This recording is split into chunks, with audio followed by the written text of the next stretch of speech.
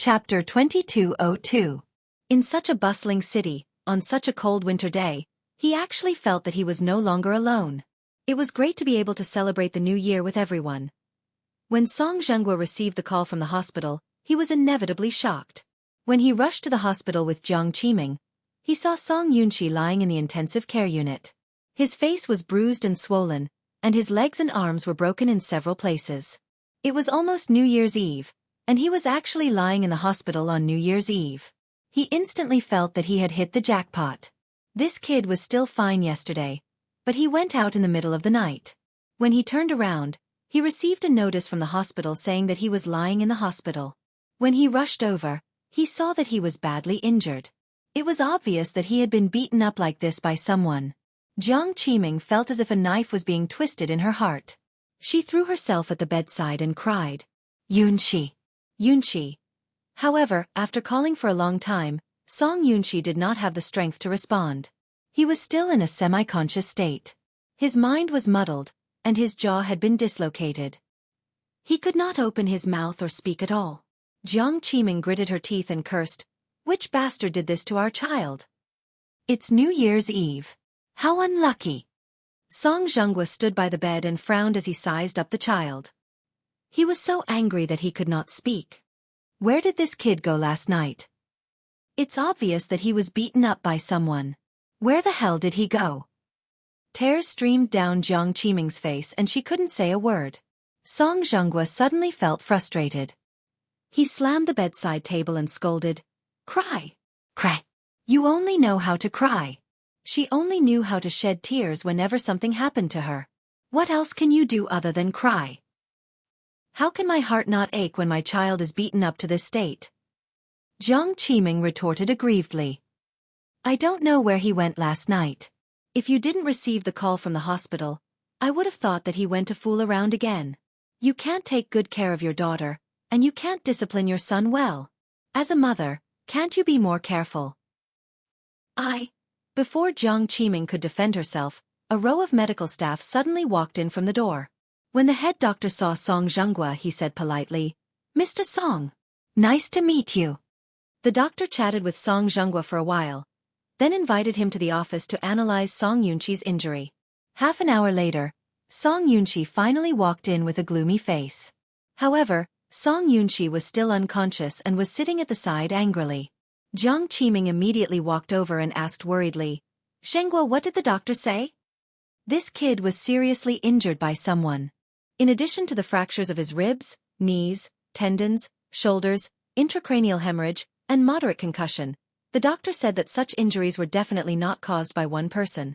It was as if he had been ganged up on by a group of people. He wouldn't be able to recover in a short time. Even after the surgery, there will still be some residual effects. For this child, once there are some injuries, it means that he will have to retire early. Retired? Jiang Qiming widened her eyes in shock. Why? Chapter 2203. However, if he were to retire now, it would mean that all the meritorious service he had accumulated over the years would be gone. Song Zhenghua appeared calm on the surface, but deep down, he was already heartbroken and depressed. He had worked so hard and paid such a high price, all for the sake of planning a good future for this brat while he still had some power. But now look at what had happened. He had lost everything.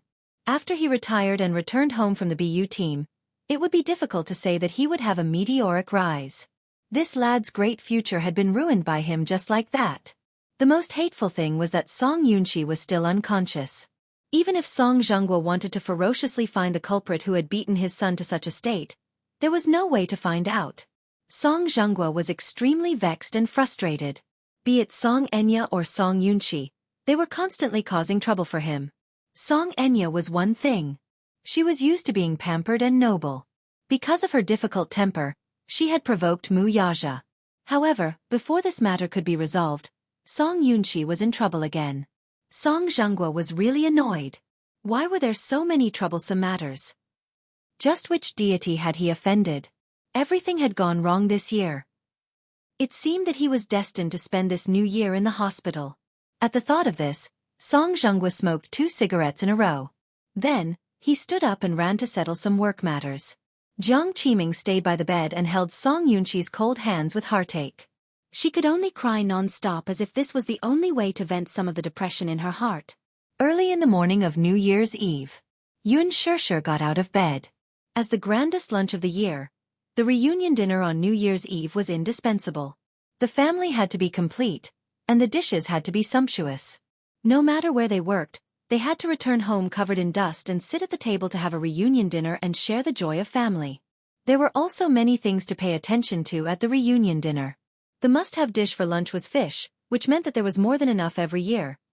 There had to be chicken, which meant good luck, tofu and cabbage, which meant happiness and wealth, fans, which meant longevity and good luck. Yu even prepared canned peaches, which meant escape from disaster and health. Yun Shishir was surprised. Even she had not thought of this. Lastly, there was good wine, which meant that life was everlasting and good. Early in the morning, Yun Shishir and Yu were busy in the kitchen. In the afternoon, Yun Yeqing and Yun Yeho arrived. Yun, of course, she had not wanted to invite her mother and daughter to invite to the New Year's Eve dinner. However, she didn't want to invite them. The mother and daughter trio were all top-notch. If she invited them, it would be hard to avoid making things unpleasant again. She didn't want to bring bad luck to the family during the new year. But when he thought about it, he felt rather embarrassed. Speaking of which, one was her aunt, and the other was her elder sister. If she forgot about them just like that, it would be hard to avoid being heartless. Yun Shishir was caught in a dilemma and felt very conflicted. In fact, before this, Xiangyu had called Yun Yeqing and told him that the family would have a meal together on New Year's Eve. Chapter 2204. Thus she said, "It's New Year's Eve. My brother and I will just eat at home. There's no need for us to gather for a meal." His wife was displeased to hear that. "What's wrong? Do you think we're embarrassing you and embarrassing you? Now that your family is rich, you have a capable daughter, and you have a rich son-in-law, so you don't want to acknowledge us as your poor relatives anymore, do you? So what if we're poor? We're family after all, and we're not greedy for anything. Why don't you give us the honor of having a meal together on New Year's Eve?" What was the truth? In the past 2 months, the money she had brought over from her hometown had long been used up. Before they came to the capital, Xiang Yu and Yun Qingmiao still had a lot of yearning and anticipation for the glamorous life in the city. However, once they rented a house in the capital and started living there, the pressure came crashing down on them like a mountain, to the point where they could barely breathe. With the high rent, daily expenses, and living expenses in the capital, it was already extremely difficult for them to make ends meet. Yun Qinli and Yun Qingmiao also found part-time jobs, but since they had just moved to the capital, they were unfamiliar with everything. Not to mention earning money, each of them only had a monthly salary of more than 3,000 yuan, which added up to more than 6,000 yuan. After deducting the food and transportation expenses, as well as the occasional shopping trip, they were out of money. His wife, on the other hand, was thick-skinned. She had approached him several times, saying that she was out of money and wanted to borrow some. He knew very well that the money would be wasted once he lent it out. Still, he was worried that if he did not lend them the money, the mother-daughter trio would surely cause a lot of trouble for Yun Shishir. Thus, he secretly lent them a few sums of money behind his back, but the moment his wife tasted the sweetness, her greed kicked in and she could not take it back. When it came to New Year's Eve, Xiangyu put on a dignified front by saying that she wanted to have a reunion dinner with her family. But in reality, she would probably beat around the bush or shamelessly ask Yun Shishir for money during the meal. He did not want to make things so awkward, so he asked directly, "Did you guys run out of money again?" His wife flew into a rage out of humiliation when she heard that. "What? Brother, are you treating the three of us like beggars? All you talk about is money, money, money. Do you really think we're begging for food?" After all, they were a family. What was wrong with celebrating the new year together? Do you hate us so much that you don't even want to have a reunion dinner with us? Her overbearing words put Yun Yeqing in a difficult position. Unable to bear it any longer, Yun Yeho rebuked. "Don't you always talk about borrowing money? Do you really think I don't know that you borrowed money from Yi Cheng behind my back? This money adds up to tens of thousands of yuan. Have you paid it back?" Xiangyu had been in the capital for a few months, and she hadn't learned anything else. However, her skin had grown thicker, and she grinned. "Isn't it because I'm short of money? Besides, we're all family. Is there a need to be so calculative? Yoon Yeho, on the other hand, did not take it to heart. As the saying goes, even blood-related brothers should settle their accounts clearly. Yi Chang has already spent a lot of energy taking care of me. Do you think he's made of iron? That's right. You don't need money to support the three of you. Chapter 2205. In a single sentence, the greed in his heart was as clear as day. Yoon Yeho was so exasperated that he almost burst into tears. He almost blurted out, "All of you, scram back to your hometown. If you don't have the capability, why are you all here in the capital?" Yoon Yeching immediately stopped him, saying that they should not quarrel during the new year. After all, they were a family.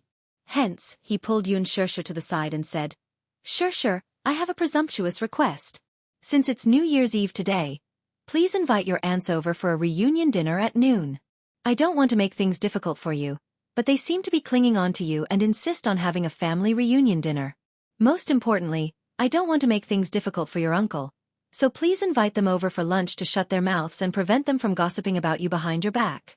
After lunch, I'll send them back in a taxi." Yoon Shusher readily agreed. Lunch was supposed to be a family reunion, so it was not a demanding thing to invite them over for a meal. However, when Seong Yu and her daughter came, the festive atmosphere was diluted by a lot. Logically speaking, no matter how close a relative was, they should not come empty-handed. A carton of milk, a tin of biscuits, or even a small toy to coax the child should at least show their sincerity. Although Yoon Shusher did not care about their etiquette, she could tell from their actions that they were sincere. But when Seong Yu came to the door, not only did she come empty-handed, she didn't even bother to change her shoes as she barged straight into the house. "Wow! Shusher, where's your big villa? It's so grand. I saw it the moment I entered the house. Only the rich live here, right?" Seong Yu and her daughter had taken a taxi over, but they did not even have the time to pay for it. It was Yoon Yeching who rushed over to pay for it after receiving a call. As soon as they entered the villa area, Seong Yu was shocked by the rows of elegant villas. They actually knew that Mu Yaja's net worth was not low, and his living conditions were superior. However, when they saw him living in such an expensive villa, the greed and passion in their eyes could not be concealed. Yoon Qingmiao and Yoon Qinli stepped through the door. Knowing basic etiquette, they exchanged a few greetings and New Year's blessings, changed their shoes, and were instantly captivated by the luxurious decor before them. "Big sister Shusher, can we take a look at your villa?" Yoon Qinli asked excitedly. Before Yoon Shusher could nod in agreement, Yoon Qingmiao grabbed Yoon Qinli's hand and eagerly rushed to each room for a look. They grew up in the countryside and were used to living in houses made of mud and bricks. When they came to Beijing, they lived in rented houses that were dozens of square meters. They had only seen such luxurious villas on TV. Therefore, once he saw it with his own eyes, that kind of shock and yearning was indescribable. Fortunately, Yoon Shusher had the foresight to lock the master bedroom and the two little guys' bedroom. Chapter 2206. Yoon Qingmiao was so jealous that her eyes were almost red. Just as Yoon Shusher walked over, the two sisters walked out in envy and asked, "Shusher, are all those beautiful clothes in such a big walk-in closet yours?" "Yes." Yoon Shusher nodded, and Yoon Qinli said enviously, "I'm so envious. There are so many clothes. If you change into one every day, it'll be enough for you to wear for a whole year." "You're exaggerating." Yoon Qingmiao snorted and then said flatteringly, "Shusher is rich. Even if you buy one every day, you can wear different clothes every day." Yoon Shusher's lips twitched. Her sister's compliment made her feel awkward. Many of the clothes were sent by sponsors. She had signed a contract with Louis Vuitton some time ago, so whenever Louis Vuitton released new designs, they would send her a few styles. There was a clause in the contract that stated that she had to wear the brand's clothes whenever she attended important events. In other words, many girls yearned to wear Louis Vuitton's clothes every day. But what about her? She clearly did not like it, but she was still forced to wear it when she went out. She could not voice her bitterness. She could not say it, though, or else the two sisters would say a few more words of jealousy. "You don't know how lucky you are." Just as Yoon Shusher closed the walk-in closet door, she saw Yoon Qingmiao and Yoon Qinli running upstairs, hand in hand. The villa was already renovated when it was handed over. Although she did not go upstairs often, it was already renovated. There was also a sky garden, which she often took care of. Soon, she could hear the exclamations of Yun Qingmiao and Yun Qinli from downstairs. These flowers are so beautiful. It's good to live in a villa. It must cost a lot to buy such a spacious place, right? Tens of millions, of course. In a place like the capital, every inch of land is worth gold, and a villa is unreasonably expensive. Say. That's why it's important to marry a good man. If Shirshir didn't marry such a rich brother-in-law, would she be able to live in such a luxurious villa? That's right. For people like us, if we want to live in such a villa, I'm afraid we won't be able to earn so much money even if we spend our entire lives. Yun Shirshir stood downstairs, holding her forehead in pain. Why did she feel uncomfortable listening to these words that sounded like compliments? Yu and Xiao Yichen did not seem to be in high spirits either. Yun Shirshir felt even more guilty when she saw the unhappy expressions on the two little guys' faces. Mu Yaja heard the noise and walked out of the study. As soon as he walked out, he bumped into Xiang Yu, who was visiting the villa. He was stunned for a moment. Auntie. Xiao Mu. Xiang Yu was the first to speak. You look especially spirited in this dress today. Mu Yaja curled his lips into a lukewarm smile. His attitude was frigid as he turned to leave, ignoring him. Xiang Yu was rebuffed, her hot face stuck to a cold butt. She was embarrassed for a moment. Yu and Xiao Yichen suddenly looked at each other and smiled slyly. They tacitly squeezed in front of Xiang Yu and cupped their fists together. Granny! Happy New Year! May you prosper! Give us the red packets. They were here to ask for red packets from her. Xiang Yu's face turned green as she smiled awkwardly. If an adult were to say this, it would inevitably sound petty, but when it came from the mouths of two children, it felt more like a child's babble. Instead, she found it amusing and adorable. Naturally, she had to be generous when children asked for red packets. Chapter 2207. Besides, Yu and Xiao Yichen kept saying, Happy New Year, Fat Fortune. How could she bear to reject them when they were so sweet-mouthed? Even if it was just for luck, she had to generously give them red packets. Xiang Yu, on the other hand, was stunned for a moment before her lips twitched uneasily. Who would have thought that these two children would ask for red packets in front of everyone? She originally thought that Yun Shirshir and Xiao Yichen would not take the initiative to ask for red packets since they were young. Hence, she thought that she would just brush them off if she could. After all, she was already struggling to make ends meet recently. If not for the fact that she was really in a tight spot, why would she shamelessly come here to freeload on the reunion dinner? She had even shamelessly asked Yun Yeching to pay for her taxi fare. Were these two children deliberately making a fool of themselves by asking her for red packets at this time? She was at a loss as to what to do. Yu's face fell when he saw her standing there in a daze, unable to get a red packet out of her. He could not help feeling a little disappointed. Don't tell me that Grandma didn't prepare red packets for Yu and Xiao Yichen. How stingy! Xiao Yichen covered his mouth and chuckled before saying in disdain, Grandma, don't tell me that you can't even give us a few hundred yuan as red packets. It's New Year's Eve tonight. Not only did you come empty-handed, but you didn't even prepare red packets. Don't tell me you came here to freeload. The two little fellows echoed each other, and Xiang Yu's face was completely stripped bare. If it were Yun Shirshir who said such words, it would inevitably come off as harsh, unreasonable, and even mean. However, when it was these two little lads who said it, it made people laugh. While they laughed at the children's nonsense, they did not think that these two children were being rude. After all, Xiang Yu's every word and action were just like what these two little lads had said. It was obvious that they were here to freeload on the reunion dinner. She didn't even prepare a red packet for the child. It was inevitable that the child would despise her. Xiang Yu immediately squatted down in front of the two children and said awkwardly, It's not that I didn't prepare anything. I didn't bring any red packets with me. There was a traffic jam on the road. They came too hastily and were not prepared. It's all your fault. Don't blame me. Tomorrow, I'll prepare it for you, okay? So you didn't bring any red packets. Grandma, wait a moment. With a mischievous grin, he ran to the living room and pulled open a drawer to retrieve a stack of brand new red envelopes he had just bought from the supermarket. Taking out 2 envelopes, he ran to his mother and passed them to her. Here. Mu Yaja sat at the side, trying hard not to laugh.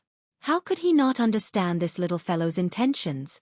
It was obvious that he didn't like Xiang Yu and her 2 daughters and wanted to embarrass them. He didn't give them a way out at all. How could Yu lack red packet money? But he just couldn't stand these 3 ungrateful wretches. Xiang Yu looked awkwardly at the red packets that Yu handed to her. She took them resentfully but didn't do anything else for a long time. What kind of joke was this? She only had $100 with her. Was she supposed to tear the $100 in half and give half to each child? This child looked so cute and innocent. How could he be so smart? Chapter 2208. This. She was so embarrassed that she wanted to cry. Xiao Yichen suddenly said coldly, You, forget it. It's obvious that Granny didn't prepare anything. She's so poor that she can't even fork out 200 yuan. Xiang Yu's face turned red, as if blood was about to drip out of her mouth. Yu furrowed her brows in dissatisfaction. Granny doesn't care about us at all. She didn't even prepare a red packet for us. How sad. Yun Yeqing and Yun Yeho looked at each other, feeling like crying and laughing at the same time. As for Yun Yeho, he did not know whether to laugh or cry. At the same time, he felt extremely ashamed of his wife. He could not bear to see his wife being laughed at by the 2 children, so he quickly said, Yu, Xiao Yichen, Grandpa has prepared red packets for you too. Come. Yu and Xiao Yichen held hands as they walked to Yun Yeho. They saw him sitting in his wheelchair and taking out 2 thick red packets from his canvas bag. He had secretly packed them beforehand. Ever since he came to the capital, his hometown would regularly send him subsidies despite his physical disability. Plus, he could not stay idle. When Yun Yeqing went to work, he would do some handicrafts at home or do some simple chores. Thus, he managed to save up a small sum of money. The 2 red packets did not look thick, but they were a token of his sincerity. It was the new year, after all. Red packets should be given for the festive occasion. When Yun Yeqing saw this, he immediately stopped him. Yeho, forget it. You don't have much money on you. Save it to buy something for yourself. It's enough that the 2 children know your sincerity. Oh dear. Brother, it's the new year. Giving red packets to the children is more or less for the sake of happiness. It won't save much money. Yun Yeho insisted on giving them a red packet. He pulled Yu and Xiao Yichen over and stuffed them into each of their hands with a smile. Yu glanced at Yun Yeho's rough fingers, some of which were still wrapped in bandages. She didn't even need to think about how Yun Yeho had earned all this money. Xiao Yichen was a little embarrassed to accept it, but Yu smiled and said, Thank you, Grandpa. I wish Grandpa good health and a happy new year. As he spoke, he naturally stuffed it into his trouser pocket. When Xiao Yichen saw that Yu had accepted it, he accepted it as well. He smiled and gave his New Year's greetings. Since Yun Yeho was the first to give a red packet, Yun Yeqing naturally could not be left behind. He also gave the 2 kids a big red packet each. Yu and Xiao Yichen rushed to say their New Year's greetings and received the red packets. Xiao Yichen was the most adorable of them all. He even opened his father's red packet and stole a peek inside. Yu leaned over to take a peek. Xiao Yichen immediately covered his mouth and asked warily, What are you doing? Take a look. It's not like I'm snatching it from you, petty fellow. Xiao Yichen smiled slyly and reached out to snatch his red packet. Let me see yours first. No way. The 2 kids were in a mess. Yun Yeqing and Yun Yeho burst into laughter and immediately said in unison, You 2 little fools, we gave you the same amount of red packets. The atmosphere gradually warmed up. The awkwardness was finally resolved. However, after this display of strength, Xiang Yu finally restrained herself. She sat at the table and pretended that nothing had happened while munching on sunflower seeds. She finally knew her place. Yu could not stay idle for a while longer. He ran into the kitchen and prepared the reunion dinner with Yun Shishir. Chapter 2209. The doorbell rang all of a sudden. Yun Yeqing immediately stood up and was about to open the door when Mu Yaja pressed on his shoulder. Dad, take a seat. I'll open the door. Oh, okay. Feeling flattered, Yun Yeqing smiled and sat down obediently as he was told. Mu Yaja walked to the entryway and opened the door, only to see Gong Jie standing outside. Brother-in-law? Gong Jie was a little surprised to see him opening the door. He raised a brow and greeted him naturally. Mu Yaja hummed in acknowledgement. Surprisingly, Gong Jie did not wear his trademark white windbreaker today. Instead, He wore a red shirt inside and a black coat outside. The coat was very long and went past his knees. Paired with a pair of straight black slim-fit pants and a pair of black boots, he looked high-spirited, slender, and domineering. She didn't know if it was because it was a festive day, but his dark red shirt complemented his fair skin and deep eyes, making him look especially charming and cold. Few men could pull off a red shirt. With his hands in the pockets of his coat, he stepped in and scanned the living room. Although he was not familiar with the people sitting there, he still smiled. "Happy New Year! This is Shershir's younger brother, right?" Yoon Yeching smiled. He had seen this young man once at Shershir's engagement party. As he looked too similar to Yoon Shershir, he had a deep impression of him. When Gong Jie saw him, he greeted him with a standard British gentleman's etiquette and smiled. "Hello, uncle, hello. Hello, hello. Come, have a seat." Yoon Yeching greeted him. "The reunion dinner isn't ready yet. Have some melon seeds and peanuts first." When Xiao Yichen saw Gong Jie, he immediately went up to him like a happy little bird. He jumped around him and chirped, "Uncle, Happy New Year! May you be prosperous. In other words, give me the red packet." Gong Jie was stunned for a moment. Then, he slapped his forehead heavily and lowered his head guiltily. He said in a remorseful tone, "Xiao Bao, Uncle forgot to prepare the New Year's money. What should I do?" Boom! Xiao Yichen's face crumbled as if the sky and earth had split open. He pursed his lips, looking very unhappy. What he was looking forward to the most today was Gong Jie's red packet. Last night, Yu had secretly told him that Gong Jie was a super rich man. He was filthy rich and had a net worth of hundreds of millions. During the New Year last year, Gong Jie had sent Yu a red packet. The way he sent the red packet was simple and crude. This guy had directly transferred $10 million to Yu's account. Yu was taken aback at that time. 10 million and in pounds. This was even better than winning the lottery. Xiao Yichen's eyes widened. Oh God! He had never seen such a sizable red packet before. The biggest red packet he had received during the New Year was from Mu Yaja. A few million was already an astronomical figure. Therefore, Xiao Yichen had been looking forward to Gong Jie's red packet. He had even prepared his bank account for it. In the end, Gong Jie told him that he had not prepared his New Year's money. Mu Yichen's face darkened at once. Uncle is so stingy. Chapter 22:10. Gong Jie could not help but laugh as he carried the boy from behind and placed him on his lap. Mu Yichen, however, did not want to bother with him.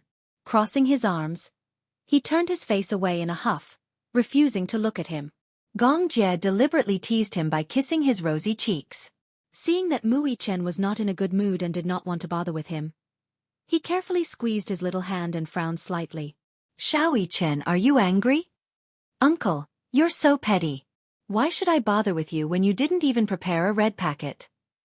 Xiao Yichen grumbled matter-of-factly. Coincidentally, Yun Qingmiao and Yun Qinli were coming down from upstairs. The two of them toured the villa, chatting as they went downstairs.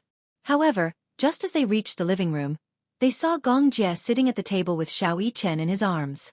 Their faces turned cold as if a basin of ice water had been poured over them. Yun Qingmiao, in particular, looked extremely ugly. Her memory of this man was still fresh in her mind. During Yun Shershir's engagement ceremony, she had wanted to get close to Gong Jie to inquire about his identity, but all she did was lightly touch his sleeve and this man mercilessly splashed wine all over her. This had practically become a shadow in her heart. The moment she saw this man, she shrunk her shoulders in fear and did not dare to go to the table. Instead, she hid in the living room like a coward.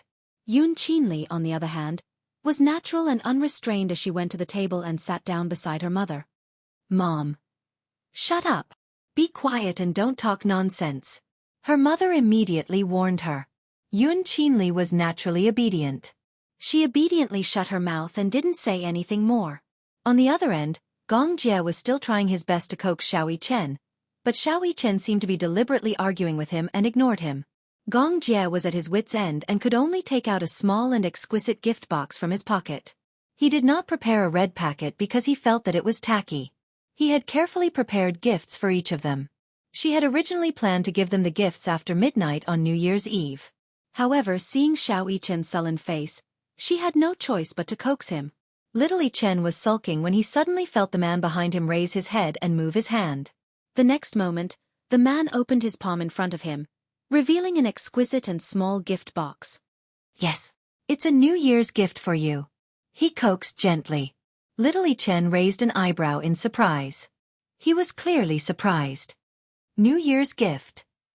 Red packets are so tacky. The man's lips curled into a smile. I've prepared it for you. I think you'll like it. Xiao Yichen's eyes lit up slightly. He took it curiously and couldn't wait to open it. However, from the corner of his eyes, he caught a glimpse of Gong Jie's playful gaze. Then, he cleared his throat and pretended to be reserved. What gift is this? Open it and take a look yourself.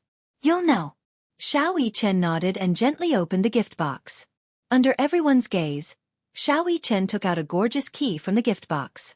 The key ring had a retro design and was carved with the texture of a luxurious yacht. It was especially exquisite and delicate, and one could tell at a glance that it was handmade. The design of the key was also very unique. It was designed to look down on the yacht. On the back of the key was a string of words in English. The star. It was especially shiny. Chapter 22:11. In particular, there was a 1-carat diamond inlaid in the center of the tail, which was dazzling and mesmerizing under the light. Putting everything else aside, the rare diamond inlaid in the key alone was priceless. Yun Qinli and Xiang Yu were immediately dazzled by the diamond on the key. They didn't know what kind of key it was, but the dazzling diamonds on the key were an eye-opener for them. If the diamonds were real, they would be worth a lot of money. Is this Mu Yichen's New Year's gift? Isn't it a little too extravagant? Mu Yichen was drooling uncontrollably. The Star was the world's top private yacht. This private yacht had only been launched 2 years ago after countless long construction periods. At that time, Gong Jie bought the ownership rights for £600 million. Everyone was curious about the luxury of the super-luxury yacht, and there were even many media outlets who followed it in a bid to see the world's top luxury yacht with their own eyes. The yacht was 170 meters long and had a wide hull. It was like a huge white castle on the sea, which fully illustrated the ambition and boldness of the yacht's builder. However, the yacht was not as luxurious as it seemed on the surface. Why didn't he take a look at the person who had bought the yacht? Just a yacht like this naturally couldn't meet his requirements. After Gong Jie bought the yacht, he towed it back to his shipyard and remodeled it. He even equipped it with excellent defense equipment. After some meticulous remodeling, its power was comparable to that of a battleship on the sea. Not only was it equipped with intruder detection and anti-detection systems, but it was also equipped with Germany's top missile defense system and a laser shield. The yacht was equipped with 2 helipads, many small speedboats and supply boats, as well as its own submarine and submarine cabin. The submarine could dive into the water at a depth of 160 feet, and could enter the cabin directly from the bottom of the yacht. Hence, its owner could board the yacht without anyone noticing. Gong Jie also hired an 80-person crew. The extravagant spending made Mu Yichen dumbfounded. His eyes widened in disbelief. He often paid attention to the news about the Star, the world's most luxurious yacht. He had read about it before. He didn't expect the most luxurious yacht to be in his uncle's hands. Now, as a New Year's gift, his uncle actually gave him this yacht as a New Year's gift. Xiao Yichen was speechless. He narrowed his eyes faintly as the boy's drooling words echoed in his ears over and over again. Gong Jie is a super-rich man, so rich that he's oozing with oil. His personal wealth was enough to buy many first-tier developed countries. He was very rich. Very rich. Rich. Money. Xiao Yichen was dumbstruck as he held the keys to the yacht in his hands. It was as if a pie had fallen from the sky and hit him so hard that he was disoriented. It was said that the yacht had been bought for £600 million. Including the cost of the modifications and equipment in the later stages, it would not be difficult to double the price. Even if it was £1 billion, how much would it be in RMB? Xiao Yichen did some calculations in his mind. Chapter 22:12. Why? You don't like it? I like it, I like it. Xiao Yichen nodded profusely as though he was afraid that Gong Jie would regret it and take it back. He quickly hugged the gift in his arms and giggled. He no longer looked cold and aloof as he hugged Gong Jie's neck and rubbed his handsome face intimately. Thank you, uncle, for the New Year's gift. I like it very much. As long as you like it. But, uncle, don't regret it. Since you've given it to me, you can't take it back. Xiao Yichen said cautiously. Gong Jie's lips twitched. He couldn't help but pinch the little guy's cheeks and said unhappily, "Do I look like such a petty person?" "You do." Gong Jie was speechless. He suddenly reached out to snatch the gift back. "Since you're saying that uncle is petty, then give it back to me." "No." Xiao Yichen quickly protected him and jumped down from his body. He ran toward Mu Yaja and climbed onto his body. He hugged Mu Yaja and complained, "Daddy, you have to protect me. Don't let uncle take my gift away." Gong Jie's eyebrows twitched violently as he gritted his teeth. This rascal. He didn't know how to be grateful at all. Didn't he know that this yacht was very expensive? Giving this yacht to this rascal was like cutting off a piece of his heart. He gave it to him, but he didn't even say a word of thanks. He even complained to his father. He just wanted to hear him say, "Uncle is so generous." In the end, he said that he was petty. How could he not be angry? Mu Yaja face-bombed and didn't know whether to laugh or cry. "Xiao Yichen, your uncle has plenty of money. He doesn't care about this yacht. Don't guard against him like he's a thief, okay?" Gong Jie was speechless. Thief. His brother-in-law wasn't cute at all. Why were his words so unpleasant? What did he mean by guarding against a thief? When Yu heard the commotion in the living room, half of her head popped out from the kitchen. When she saw Gong Jie sitting at the table with a gloomy face, she exclaimed in surprise, "Uncle Gong, you're here?" As soon as Xiao Yichen saw Yu, he waved the yacht keys in his hand and flaunted, "Yu, look! Uncle gave me a luxurious yacht as a gift." Private luxury yacht, Yun Yeqing and Yun Yeho. While Xiang Yu and Yun Qinli were even more taken aback by this development. They were all curious as to what kind of gift Gong Jie had given the little guy. Mu Yichen was so excited that he was dancing with joy. In the end, when they heard that it was a luxury yacht, everyone except Mu Yaja was dumbfounded. Yacht. Yun Qinli found it hard to believe. How could he really give him a yacht? At most, it should be a one replica, right? Mu Yichen was such a young child. If he really gave him a luxurious yacht, it would be too extravagant. How rich did this person have to be so extravagant? Yun Yeqing, on the other hand, felt that Gong Jie's gift was too expensive. Regardless of whether the yacht was a replica or a real one, just the intricate diamond carvings on the keys were worth a fortune. Was such a gift not a little too expensive for a child? Yu shuddered when she heard that. Inwardly, she cursed Gong Jie for being so extravagant as to give Xiao Yichen a yacht.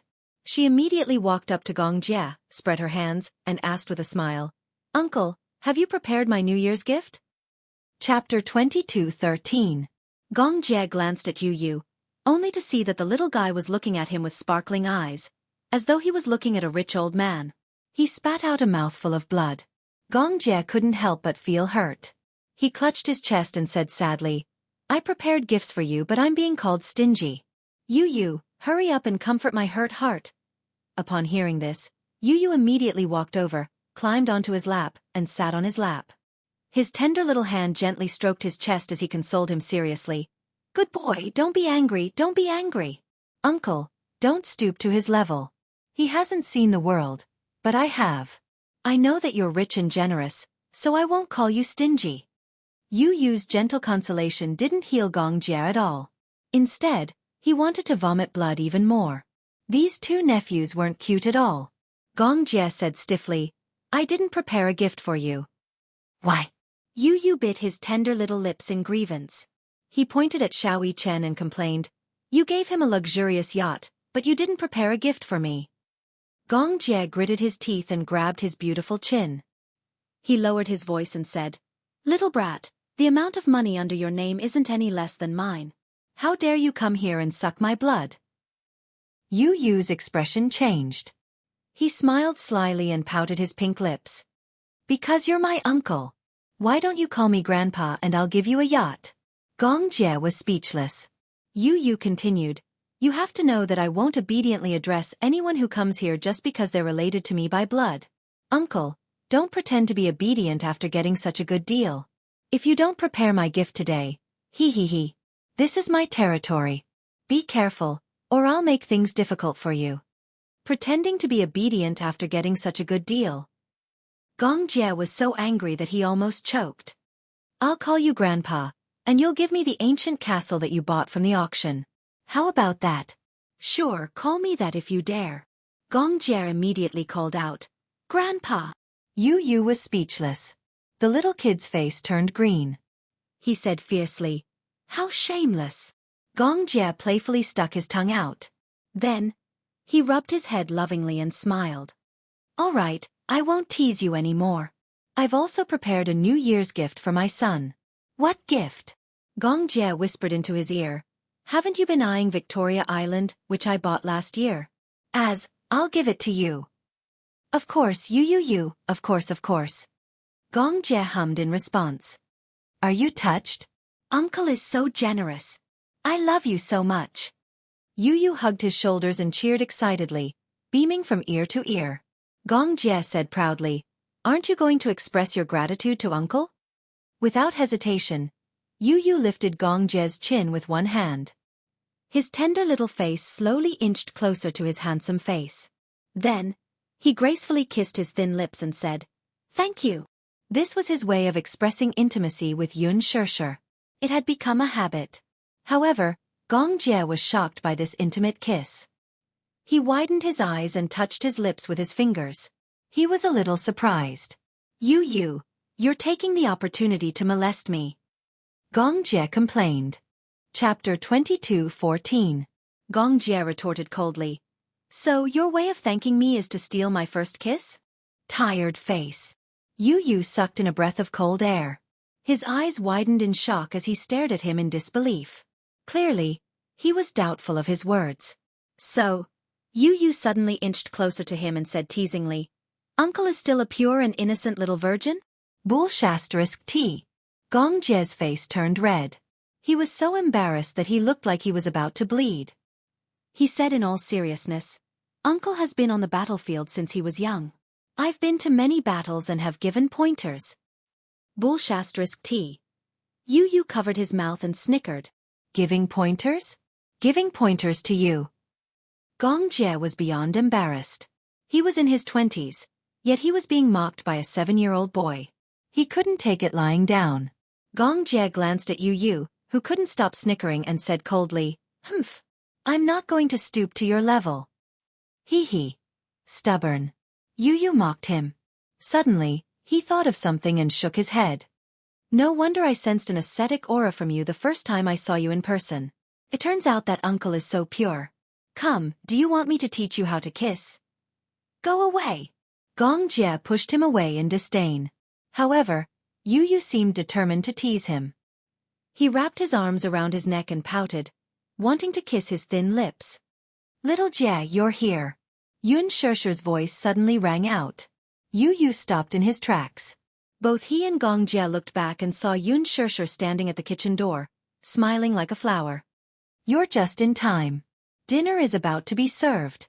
With that, Yun Shirshir went back into the kitchen. Yu shot him a look. Why aren't you helping Mommy? Gong Jie replied with a then stood up and went to the kitchen. In the kitchen, Yun Shirshir was seriously preparing the soup. She put in a spoonful of chicken essence and scooped up a mouthful of soup. She carefully blew on it and gently took a sip to taste it. Seeing this, Gong Jie's eyes could not help but curve into a gentle smile. Following that, he silently moved closer to her and suddenly reached out his hand to hug her waist from behind. He gently rested his chin on her shoulder. Yun Shirshir was startled. She turned around and saw that it was Gong Jie. She heaved a sigh of relief and said angrily, Xiao Jie, why didn't you make a sound when you walked in? You're like a cat. That's because Big Sister is too focused. Gong Jie glanced at her hand. Are you making soup? Yes. Do you want to try the pork rib soup? Gong Jie nodded, looking very expectant. Just as Yun Shirshir was about to start, Gong Jie suddenly reached out and held her hand.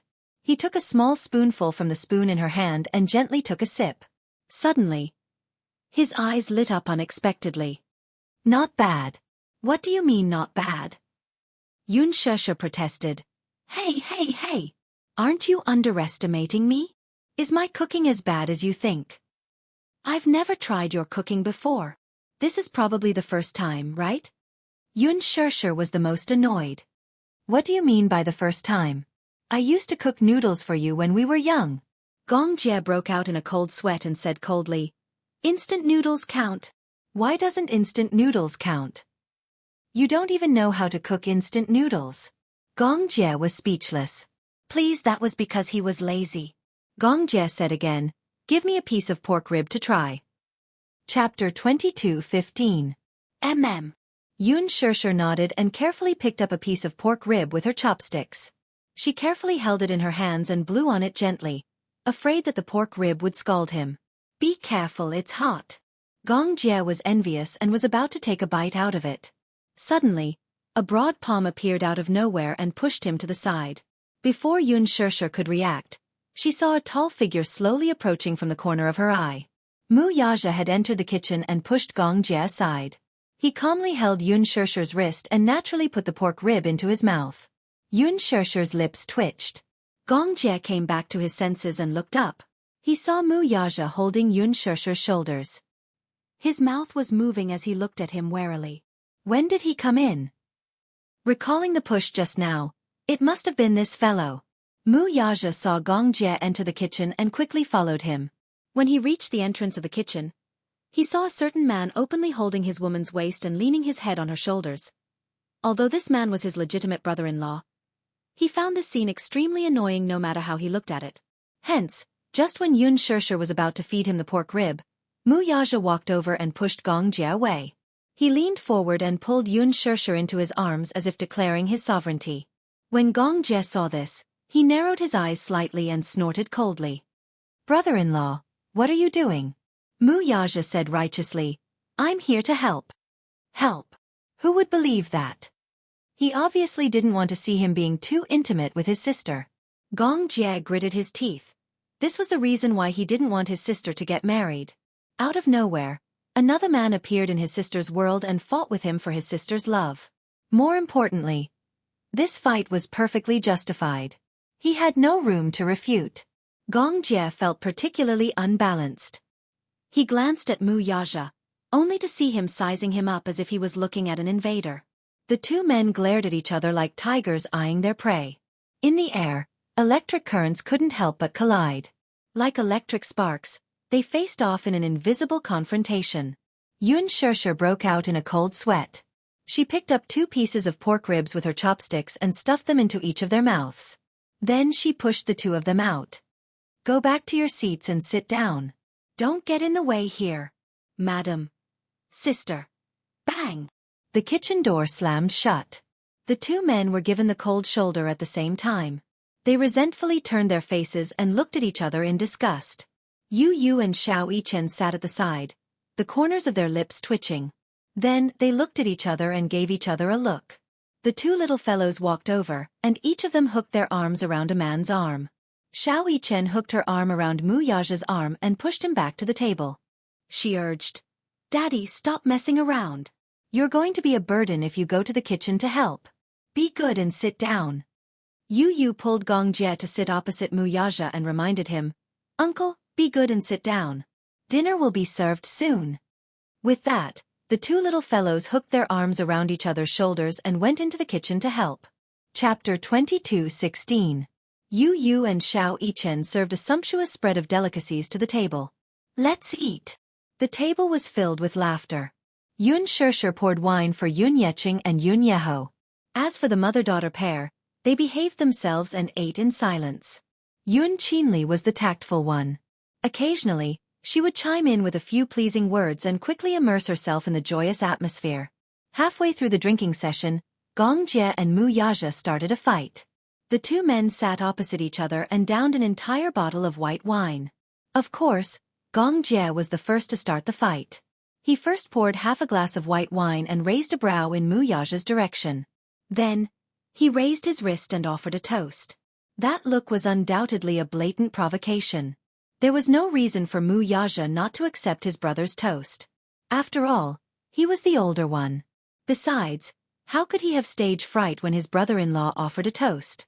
Thus, the 2 men drank 1 glass after another and downed more than 2 caddies of white wine. The rest of the group was stunned by the sight. What was even more shocking was that the two did not show any signs of drunkenness even after downing 2 liters of wine. If it were Yun Yeching and Yun Yeho, they would have long been so drunk that they would have collapsed on the table and lost consciousness by now. These 2 men, on the other hand, downed more than 2 caddies of white wine. 2 bottles of white wine were almost empty, and only then did Gong Jie and Mu Yaja seem to be in the mood to drink. What a joke! Gong Jie's alcohol tolerance over the years was not for nothing. He still remembered that time when he was trapped in a war zone with a group of mercenaries from Russia.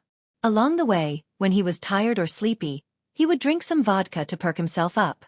Those Russians were especially ruthless.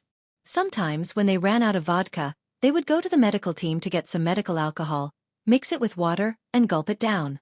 After many years of training, his alcohol tolerance was quite impressive. What about Mu Yaja? Naturally, he would not admit defeat. He had experienced many such situations since he was young, whether it was a dinner party or a drinking party. When he was very young, he started drinking alcohol. His alcohol tolerance was trained since he was young. First, he drank red wine. Slowly, he moved on to white wine, vodka, and many other strong liquors. Therefore, when he and Gong Jie were placed together, their alcohol tolerance was about the same. Neither of them was giving way to the other. Yu watched from the side with a guilty conscience. These 2 guys didn't drink in small sips. They either didn't drink or drank it all in one go. Wasn't this combat power too terrifying? Could it be that this white wine was mixed with water? With this question in mind, Yu curiously picked up the wineglass when Mu Yaja wasn't paying attention. She licked the white wine with her little tongue. She had only touched a drop when she suddenly choked on it. It was so spicy that she rolled her eyes and clicked her tongue for a long time. Her face instantly turned red from the spiciness. Ha ha ha. Yun Yeching was amused and deliberately teased her. Yu, does the wine taste good? Yun Yeho could not help but laugh. You're so young, yet you want to learn how to drink like an adult. You're really promising. It suddenly started snowing outside the window. The snowfall was a little sudden and rushed. In just a short while, a thin layer of snow had accumulated on the ground, trees, and roof. In just a short while, the snow had become much thicker. Chapter 22:17. As they walked past, they left a trail of footprints of varying depths. Xiangti Walk was a retro castle-designed villa and bungalow. After the snow fell, it felt like a fairy tale world. Xiao Yichen pointed out the window excitedly and exclaimed, "Wow! It's snowing! It's snowing! We can have a snowball fight later." Yu pretended to be reserved and ate quietly. Xiao Yichen suddenly tugged at his sleeve and encouraged him. Yu, let's play in the snow." "Humph, I don't want to play such a childish game with you," Yu said proudly. However, even though he said that, he ate faster. Only God knew how much he looked forward to having a snowball fight. In the past, when it snowed in winter, Yun Shishir would not allow him to go out and play in the snow. After all, his body was weak. If he went out to play in the snow, he would catch a cold and catch a cold. With little Munchkin's physique, it would take at least half a month for him to recover. Moreover, it was boring to play in the snow alone. Even so, when it snowed, the little guy was still very excited. Hence, Yu would sneak out behind Yun Shishir's back. Even if he hid in a corner and built a small snowman, he would still be satisfied. After the reunion dinner, Yu and Xiao Yichen pestered Gong Jie to build a snowman outside the house. Dragging Gong Jie along was not enough. Yu insisted on bringing Mu Yaja along to have a snowball fight. Mu Yaja was silent. He sized up the 2 little guys who were eyeing him covetously. Who was the one who said not to play such a childish game like a snowball fight? Sensing Mu Yaja's teasing and playful gaze, Yu, who had just put on his gloves and hat, glanced at him. Then he blushed and cleared his throat. In a serious tone he said, "Xiao Yichen wants to play. I'm just accompanying him." This seemingly perfect excuse was met with disdain from Gong Jie and Xiao Yichen. Xiao Yichen said in disdain, Yu, I think you want to have a snowball fight too. If you want to play, just say it. What do you mean by playing with me?" Yu's face turned even redder. "Shut up. Who said I wanted to play? Weren't you the one who kept encouraging me to have a snowball fight? Didn't I do it to accompany you? What a pretentious excuse." Xiao Yichen blurted out an idiom. You obviously want to play. Who said so? I'm just playing with you. It's you who wants to play. Just like that, the two little guys bickered and led Gong Jie and Mu Yaja out to play in the snow. Yun Shishir couldn't help but worry. Yu Yu and Xiao Yichen knew their limits. Mu Yaja and Gong Jie wouldn't turn a simple snowball fight into a bloody war, would they? She couldn't help but shudder. Yun Yeqing and Yun Yeho were already half drunk. Yun Shishir helped them up to the guest room on the second floor to rest. When she went downstairs, she saw Xiangyu standing at the staircase, looking at her uneasily as if she had something to say to her. Auntie, is something the matter? Sure, it's like this. Chapter 22:18. I don't have enough red packets for the children this year, but I'll definitely make up for it next year. Yun Shishir was stunned for a moment before her lips curled up. Red packets are just a way to express our sincerity and happiness. Don't take it to heart. I'm already very touched that you're so understanding. As she spoke, she suddenly sized her up cautiously and asked in a roundabout manner, Sure, did your father buy this villa? HM? Yun Shishir shook her head and smiled. My husband bought this villa. He originally planned to use it as our wedding home, but he said that it's too stingy to use it as a wedding home. Her nonchalant words set off waves of shock in Xiangyu's heart. Yun Qinli and Yun Qingmiao, who were sitting at the side, also pricked up their ears to eavesdrop on the couple's conversation. When they heard Yun Shishir casually say that this villa was too stingy to use as a wedding home, they could not help but feel envious. This villa was small. It was more than 300 square meters in size, not including the 2 basement floors. With 4 floors and a small attic, there were a total of 8 rooms. It would not be a problem for 4 generations to live under the same roof. How could a newlywed's wedding home be called small? Wasn't her tone a little too arrogant? Yun Qingmiao could not help muttering secretly. What does this brother-in-law do for a living? Why is he so rich? To be able to hold such a grand wedding on a private island, brother-in-law must have a powerful background. Is there a need to ask? With so much money, this villa is nothing to him. Things that are valuable to us are as light as a feather in his eyes, said Yun Qinli.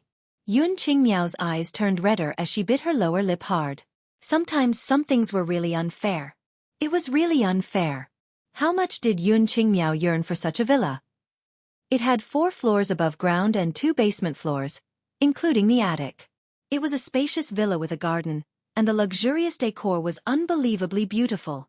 Such a villa was located on a piece of land where every inch of land was worth its weight in gold.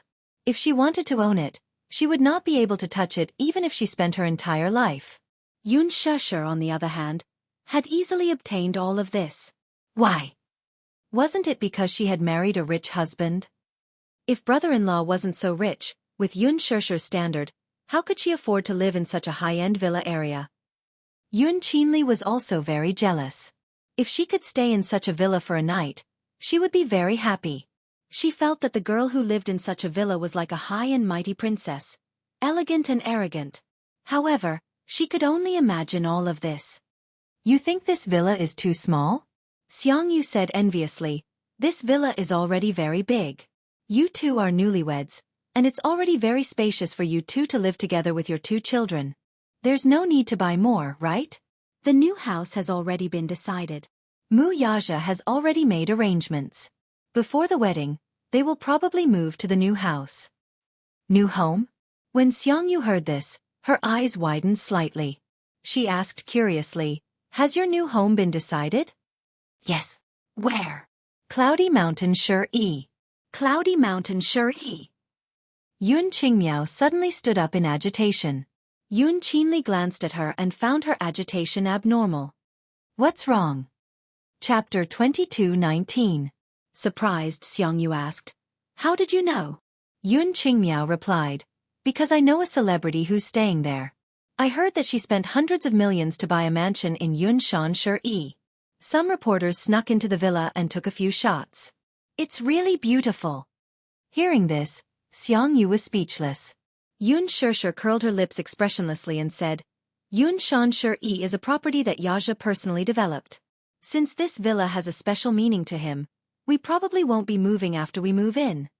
Yunshan Shi was located on a mountain with excellent feng shui. The environment was elegant and charming, and the scenery was picturesque. Previously, the Mu group had spent a huge sum of money to pave a mountain road for ease of transportation. Now that the underground tunnel was about to be completed, it should be much more convenient to travel from the city. Xiangyu pressed. What about the villa here? It's probably vacant for the time being. Vacant. Xiangyu bit her lip regretfully and sighed. It's such a pity for such a beautiful villa. Actually, there was a hidden meaning in her words. She was hinting to Yun Shirshir that it would be a pity for such a beautiful villa to be vacant and unoccupied. It was not for sale or rent. Since it was vacant, it was better for them to live in it. This way, they could save a sum of money on rent, right? However, Xiangyu was tactful and could not say this out loud, lest she appear too thick-skinned. Hence, she could only beat around the bush and remind Yun Shirshir to take the initiative to invite them to move into the villa. Yun Shirshir was smart enough to understand what Xiangyu meant, but she pretended not to understand and smiled. He has many properties under his name, and most of them are vacant. He might auction off a few of them in the future. Yun Qinli suddenly asked curiously, Sis Shirshir, what does brother-in-law do for a living? He's also rich. With so many properties under his name and such a huge villa, his net worth should be hundreds of millions, right? Yun Shirshir only smiled and turned around to clear the table. Xiangyu glared at them. In front of Yun Shirshir, she pretended to be exasperated and said, Qingmiao Qinli, learn more. Don't just be envious of how happy Shirshir is now. She also suffered a lot back then. Now that her life is better, it's all because she has a good eye for people and married such an outstanding person like your brother-in-law. So, when you guys are dating, keep your eyes open and find a good match. In the future, you can live a good life like Shirshir. Yun Shirshir's movements suddenly stiffened. On the surface, Xiangyu's flattering words fell into her ears, but they were especially unpleasant.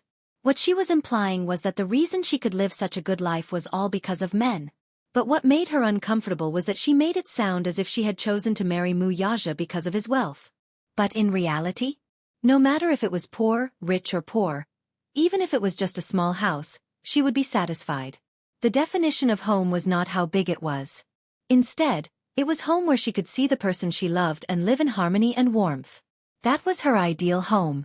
Yun Qingmiao and Yun Qinli were still saying enviously, Sis Shirshir is so lucky to be able to meet such a perfect man like brother-in-law. Chapter 22:20. Yun Shirshir turned around and smiled sweetly all of a sudden. I'm indeed very lucky. The man I love loves me back. This is a blessing that many people can only wish for. How can love alone be enough? Love is important, but material things are also indispensable. Yun Qingmiao said matter-of-factly. As the saying goes, all things are sad for a poor couple. When looking for a man, it's better to pick one with good qualities. Her mother chimed in. Shirshir, look. Qingmiao isn't young anymore. She's older than you. Your child is already 7 years old, but she's still single. Why don't you take a look and introduce a good man to us? Yun Qingmiao stomped her feet in embarrassment. Mom, what are you talking about? Despite her coquettish expression, she was actually looking forward to it. Putting everything else aside, just any one of Mu Yaja's circle of friends was a suitable candidate. If she could hook up with a man of noble status like Mu Yaja, she would not have to worry about food and clothing for the rest of her life. She would be able to live a life of luxury just like Yun Shirshir. Yun Qingmiao's plan was shrewd and ruthless. Yun Shirshir, however, merely smiled and said, It's not difficult to find a man with good qualities. Yaja's friends are all very outstanding. That's pretty good, her mother said excitedly. Shirshir, you have to help us. It'll be even better if you can matchmake him and introduce him. The point is. Yun Shirshir suddenly hesitated. The point is? Yun Qingmiao and Xiangyu stared at her nervously. Yun Shirshir said venomously, The point is that even if you like him, he might not like you. Yun Qingmiao was dealt a heavy blow. Her face turned ashen as she clenched her fists tightly and bit her lip indignantly. Xiangyu asked awkwardly, Shirshir, how can you say that? Yun Shirshir raised her eyebrows but did not think much of it. She said, He doesn't like just any woman. First of all, she has to be good-looking, have big breasts, and have a perky butt. Second of all, she has to be cultured, have a high education, have a good family background, and have a good upbringing. Third of all, she has to be able to throw herself at him. Otherwise, why would someone as outstanding as him take a fancy to you? Xiang Yu was speechless for a while. Her face turned red because of Yun Shishir's words. She wanted to refute, but Yun Shishir continued, "It's not wishful thinking to have an excellent partner. However, if he wasn't outstanding enough and had such high standards, he had to be handsome, come from a good family, and be rich and powerful. Would such an outstanding man lack fans by his side? Could it be that he couldn't do it?" This was not a fairy tale. Even if Cinderella married the prince in the end, it was because she was beautiful enough, gentle, and kind enough. Instead of racking her brains to climb up the social ladder, it's better to think about how to become an outstanding lady. With that, she smiled elegantly and enunciated each word clearly. "Qingmiao, don't be envious of anyone. Happiness doesn't come from nowhere. You have to fight for it yourself." With that, Yun Shishir slowly brought the bowls and chopsticks into the kitchen. Yun Qingmiao tried her best to maintain her composure, but her anger could not be quelled. Her chest heaved up and down. After a moment of silence, she lowered her voice and said, "Ridiculous! You married a rich man, yet you don't allow others to have such thoughts." Chapter 22-21. Yun Qingmiao, who was already upset, was instigated by Yun Qinli's words. With nowhere to vent her anger, she could not help raising her voice. "Humph! Didn't she say that women should be independent? What about me, though? Didn't I rely on my brother-in-law to live such a good life? Would she be able to live in such a beautiful villa on her own? Can I have so many beautiful clothes to wear? Don't you rely on your man? Why are you indirectly mocking me for wanting to marry into a good family? Am I not worthy of marrying into a rich family?" In the kitchen, Yun Shishir frowned when she vaguely heard Yun Qingmiao's disgruntled mutterings. The biggest conflict between women was jealousy. She was not angry at all, though. The only reason others were jealous of her was that she was outstanding and lucky enough. Moreover, Yun Qingmiao was right. Mu Yaja had indeed sacrificed a lot for her. Everything she had, including Yu, was a blessing bestowed upon her by this man. She was grateful and cherished it from the bottom of her heart. Perhaps in the past, she felt a little ashamed of her inferiority when she stood in front of him. She worked hard to become more outstanding so that she could be worthy of him. However, that was only because of her pride. Now she did not think so much. She believed that women should be independent, but that was before Mu Yaja existed. God created men and women, and there was no such thing as equality between men and women. Men had more innate advantages over women, be it in strength, ability, or responsibility. Women, on the other hand, were gentler and more delicate than men. The two were interdependent in the first place. Women should be independent, but if a man was outstanding and responsible enough, it was better for them to rely on and trust him with peace of mind. Women yearned for such reliance. Men, on the other hand, relied on such reliance. She smiled nonchalantly and turned on the tap to wash the dishes. Yun Qingmiao heard the sound of running water coming from the kitchen, and her emotions became more complicated. She clenched her fists tightly and pursed her lips in grievance. Her mother said, "What do you know? This is called a sense of superiority. Shishir's life is better now. She married a good husband, entered a rich family, and has a pair of adorable Xiao Bao. This is a classic example of a mother relying on her children to rise in status, but I think she won't be able to enjoy such blessings for long. She's no different from those nouveau riches when she's so arrogant. Isn't she just a little lucky?" Yun Qinli added, "Poor us, we can only be envious. Mom, look. We're here to be bullied. She may seem low-key on the surface, but isn't she just flaunt in disguise? She's just saying that to show us how outstanding she is." Her mother Qinli. "Okay, don't let her hear you." Yun Qingmiao grumbled unhappily. "That's how it is." Qinli didn't say anything wrong. She even said something like, "Why would someone so outstanding like you? Why don't you take a look at yourself? Brother-in-law is so outstanding. Why would he like her?" "Because she's Yun Shishir." Mu Yaja's cold voice was suddenly heard from the door. The mother-daughter trio jerked their heads up in shock, only to see Mu Yaja at the door. Chapter 22-22. Originally, the door was left ajar and was not closed at all. The two lads were having fun playing in the snow outside. Now that the snow was getting heavier, Gong Jie teamed up with the two lads to have a snowball fight. In the end, they were beaten by Xiao Chen, whose fighting prowess was off the charts. Mu Yaja originally did not want to participate, but Yu Yu coquettishly asked him to join in the fun. He and Mu Yaja would be on the same team, while Xiao Chen and Gong Jie would be on the same team. Gong Jie was satisfied with that and encouraged him to join in as well. Mu Yaja simply decided to come back to get a pair of gloves and join the battlefield. However, just as he reached the door, he heard the trio's discussion. His hearing was very sharp, so he immediately heard Yun Qingmiao's jealous mutterings. Thus, he stood at the door and coldly sized them up. He did not hide his disgust at all. The trio saw him standing at the door as if he had heard all their complaints about Yun Shishir. For a moment, they felt extremely embarrassed. Yun Qingmiao, in particular, stood up nervously and looked at him in trepidation. She shrunk her shoulders and blushed. "Brother-in-law. When did you come in?" She shrunk behind Xiang Yu's back, obviously feeling very guilty. She did not know how much of her words had been heard by this man, so she felt guilty. Mu Yaja coldly pursed his thin lips and then slowly took a few steps toward them. When he was about 3 to 4 meters away from them, he stopped and slowly walked out. "I don't like anyone talking about my wife behind her back, even if it's someone close to her. Gossiping like this is very annoying." These were not particularly harsh words, but coming from Mu Yaja's mouth, they were full of mockery and disgust. There was a faint murderous aura and an overbearing aura. Yun Qingmiao's body swayed a little, and she almost lost her balance. "You dote on my sister so much. Don't spoil her.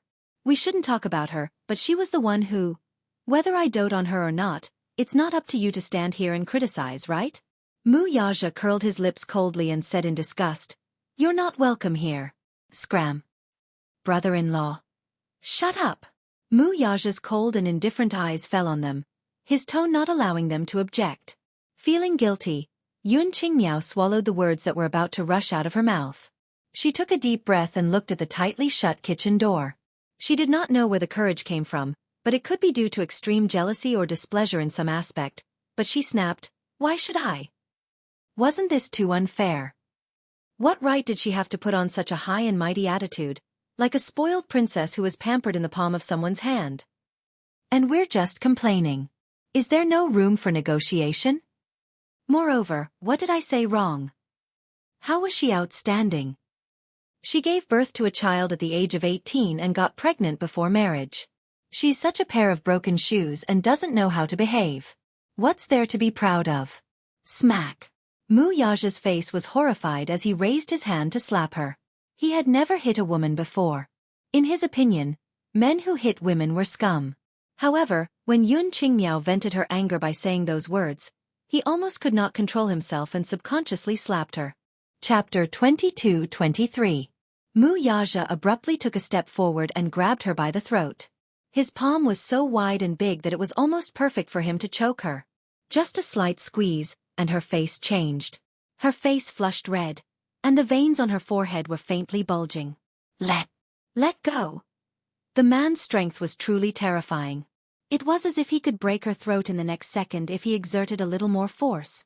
Under his grip, a suffocating feeling that could destroy heaven and earth assaulted her. She felt as if she was a tiny ant, and no matter how hard she struggled, she could not break free from his grip. Help! She could feel that the man was exerting a lot of force, as if he wanted to strangle her to death. Xiang Yu was taken aback by this sudden turn of events. She was stunned for a few seconds before she came back to her senses. She hurriedly went up to Yun Qingmiao, trying to free her from the man's grasp. However, she seemed to have underestimated the strength of Mu Yaja's grip. She begged for mercy while trying to pry off his hand with her fingers, but the man's fingers were like steel nails that were tightly wrapped around her neck. No matter how hard she tried, they would not budge. Yun Qinli, too, panicked. She stood aside in shock, her face ashen like a wax statue. "Let go! I beg you! You'll kill me!" The kitchen door suddenly opened. Yun Shishir walked out. She was not surprised to see this scene. In fact, she was unusually calm. She watched in silence for a long time until Yun Qingmiao looked like she was about to faint. She then walked forward and held Mu Yaja's wrist, saying gently, "Don't be angry. Let go." Mu Yaja still refused to let go. Be good. Yun Shirshir tiptoed and gently pecked him on the cheek. Mu Yaja let go of his hand abruptly. Yun Qingmiao's body broke free from the restraint at once, and due to the inertia of gravity, she fell limply to the ground. She had just fallen to the ground, clutching her neck and coughing crazily. Her entire face was red all the way to her neck, and her eyes felt like they were about to pop out. Just as she was coughing non-stop, someone suddenly grabbed her neck again. She raised her head in a panic, only to meet Yun Shirshir's cold eyes. Yun Shirshir grabbed the woman's collar with one hand and lifted her up from the ground. She did not know where she got her strength from, but with one hand holding the woman, she used the other to give her a tight slap. Bang! A thunderous sound was heard. Yun Qingmiao was completely dumbfounded by the slap. Her eyes turned red and her lips trembled as she felt wronged. I've always been very courteous to you. Because you're half my family, I've taken good care of you. But I seem to have overestimated myself? If you treat a dog well, the dog will wag its tail and beg for mercy. But what about you? You're worse than a dog. Xiangyu felt humiliated and called out in disappointment. Sure. How can you say that? What do you mean you're worse than a dog? Isn't that so? Chapter 22-24. With that, Yun Shirshir flung Yun Qingmiao away. Yun Qingmiao stumbled a few steps backward and bumped into Yun Qinli. Tears rolled down her cheeks. They thought that Yun Shirshir was made of water and could be molded into any shape they wanted. But this was the first time they saw her angry. It was so scary. Why aren't you getting lost? Yun Shirshir reminded her coldly. Yun Qingmiao's shoulders heaved a few times. In a fit of anger, she picked up her bag and ran out of the door. Qingmiao!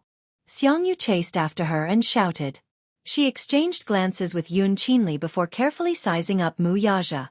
Feeling awkward, she could not care less and chased after her with Yun Qinli. Stop right there. Xiangyu stopped abruptly and turned around. Yun Shirshir said expressionlessly, I'm warning you, don't harass my family in the future, including Uncle Yeho. Also, keep your mouth shut when it comes to my matters. Otherwise, I won't be so nice. The house quieted down at once. Just as Yun Shirshir turned around, the man grabbed her arm and pulled her into his embrace. Little thing, why are you so fierce all of a sudden? Mu Yaja was in a good mood as he ravaged her little face lovingly.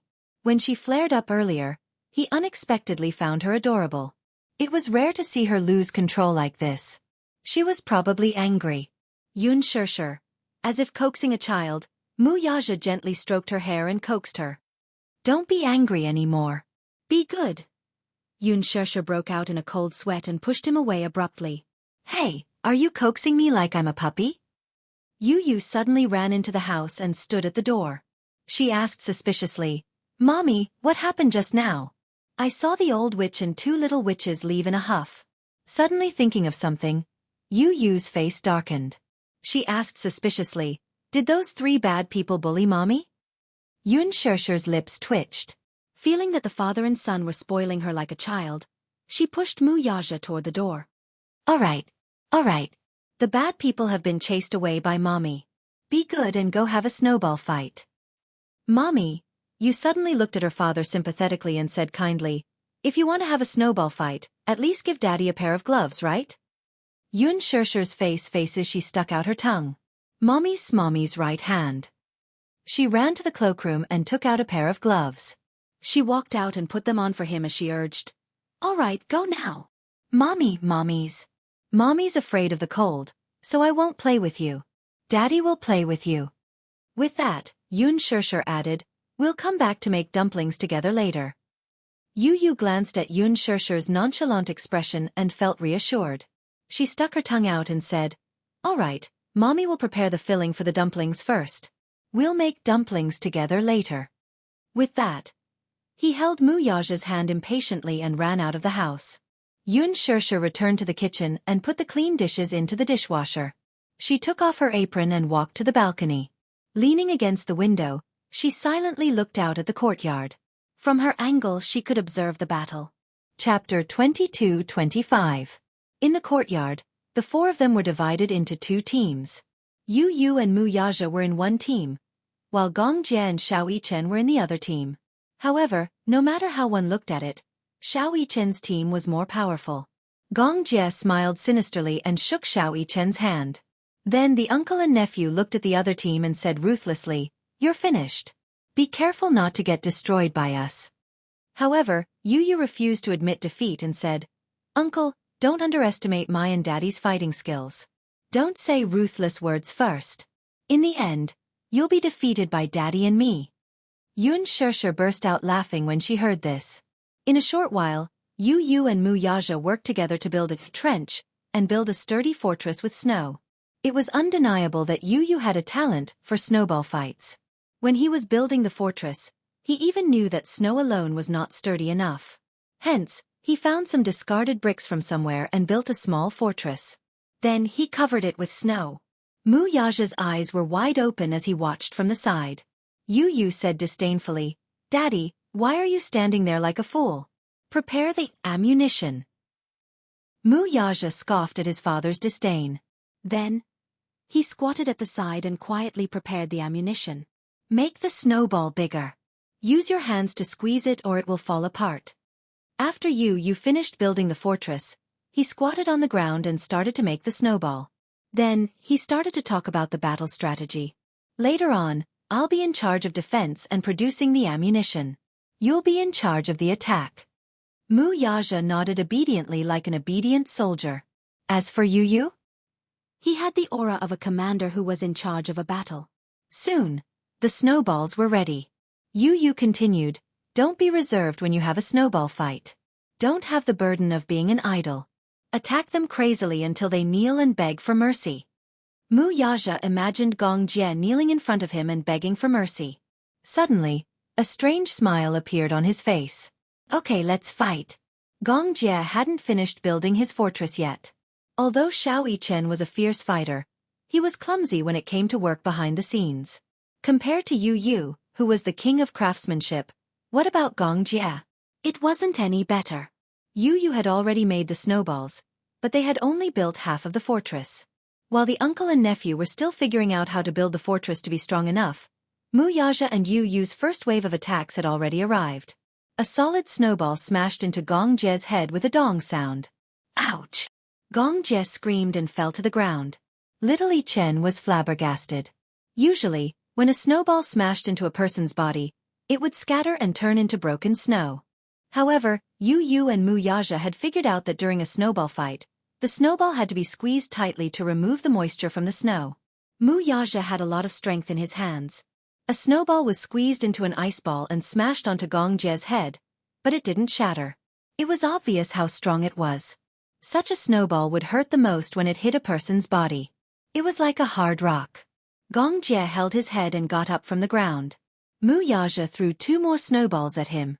He seemed to be aiming accurately. All 3 snowballs hit Gong Jie's head without missing a target. Chapter 22-26. Gong Jie howled again as he suffered 3 consecutive critical hits and fell to the ground. Yu laughed maniacally and said humiliatingly, "Uncle, you're a weakling." Yun Shirshir couldn't hold it in anymore and laughed as well. "Weakling." Gong Jie got up from the ground angrily. Perhaps he was too agitated, so he grabbed a ball of snow from Mu Yichen's unfinished fortress. He squeezed it slightly and threw it at Mu Yaja. Mu Yaja moved elegantly and dodged it nimbly. The snowball smashed onto Yu's body and shattered immediately. It didn't hurt at all. Mu Yichen said pitifully, "Uncle, don't touch my fortress." Smack! Gong Jie hit his head in disappointment and said gloomily, "They're already at our door. Why are you still building a fortress? Let's start fighting." Xiao Yichen gave up on the fortress and stopped defending. He grabbed a snowball from the ground and threw it at Mu Yaja. The uncle and nephew sent snowballs flying at Mu Yaja one after another. The flames of war spread. Yu went back to the fortress and started to make snowballs continuously. Then, he sent them to the battlefield continuously. He cheered for Mu Yaja loudly. "Daddy, go! Kill them!" Mu Yaja went all out as he attacked the pair of uncle and nephew. Yu's snowballs were of excellent quality. They had strong attack power and increased the critical hit attribute. Seeing this, Yun Shirshir laughed so hard that her stomach hurt. How were those snowballs? They could be considered ice balls, right? Xiao Yichen and Gong Jie's fighting skills were top-notch, especially Gong Jie. After all, he was an adult and his skills were on par with Mu Yaja's. With Xiao Yichen's help, they were equivalent to half of Mu Yaja's fighting skills. The two of them cooperated well and attacked together. However, both of them were on the front line and lacked ammunition. The two of them were evenly matched. Yu Yu watched the battle and made snowballs at the same time. He was overjoyed. Yun Shirshir couldn't help but feel sorry for Yu Yu. Then, she smiled in relief. Putting aside those annoying matters from just now that he had calmed down and watched the family of four make a mess in the courtyard, a kind of peaceful happiness arose spontaneously. Yu Yu hadn't played so happily in a long time, right? When he was a child, every time it snowed in winter, many children would run out of the house to have snowball fights. In the past, at this time, the little guy would lie on the window and watch with envy and yearning. However, because of his health, he was ordered to stay at home. Therefore, he could only envy. However, it was different now. With Gong Jie, Xiao Yichen, and Mu Yaja as his playmates, he probably wouldn't feel lonely this winter. In the courtyard, the smoke of gunpowder filled the air and the flames of war raged on. Gong Jie and Little Yichen fought side by side in a ferocious battle. Mu Yaja too went all out. He was actually on par with the two of them alone. The four of them had a strong desire to win. Even though it was just a game, they gave it their all and didn't hold back at all. Xiao Yichen saw that his father couldn't win, so he quickly aimed at Yu Yu. Hence, he picked up a snowball and attacked Yu Yu. Chapter 22-27. Yun Shirshir could not help feeling eager to give it a try. Just looking at it made her excited. Hence, she put on her gloves and scarf and sneaked into the yard. Without thinking, she joined Yu Yu's team. Yu Yu was excited when she saw her mommy. "Mommy, you're here too?" "Yeah. Mommy will play with you guys, okay?" "Okay." Gong Jie was competing with Mu Yaja. The two tall and burly men were fighting, so they didn't notice Yu Yu's team's reinforcements. Yun Shirshir picked up a snowball and threw it at Gong Jie. The snowball hit Gong Jie's neck. As he wasn't wearing a scarf, the snowball entered his collar with a whoosh. The frozen snowball slid into his clothes and stuck close to Gong Jie's warm skin. Gong Jie was so cold that he almost jumped up. He turned around murderously and saw Yun Shirshir smiling at him. She even beckoned him with her finger. "Bring it on. Sis. You're cheating." Gong Jie instantly complained aggrievedly. "It's not fair to have 3 people against 2. "Yeah. Mommy, you're biased. You're helping Yu Yu and not helping me." Little Yichen wanted to cry but had no tears to shed. He pursed his lips, feeling extremely wronged. Yun Shirshir couldn't bear to see this. She quickly shifted her center of gravity, picked up a snowball, and threw it at Mu Yaja. Mu Yaja had originally treated her as a teammate. He didn't expect that his backyard would be on fire and he would be ambushed by his own family. However, he didn't show any mercy. He picked up a snowball and chased after her. Yu Yu piled the snowballs together and joined the battle. However, because of Yun Shirshir's participation in the team, the balance was completely destroyed. In the end, there were no clear teams. In the courtyard, Yun Shirshir quickly switched sides and chased after Gong Jie with Yu Yu. Gong Jie couldn't bear to hit her. Hence, he threw snowballs at Mu Yaja with all his might. Mu Yaja, on the other hand, chased after Little Yichen and threw snowballs at him. Xiao Yichen couldn't beat Mu Yaja, so he could only aim at Yu Yu. The group of people chased each other and fought each other until they were all in a mess. Snowballs were flying around in the air. Amidst the falling snowflakes, the sound of laughter was reverberating. It was incomparably joyful. "Uncle, don't run." "Ah. Mommy, catch up." "Ah. Wawa. It's so cold. The snowballs are in my clothes." As Xiao Yichen ran, he suddenly tripped over the snowballs that Yu Yu had piled up.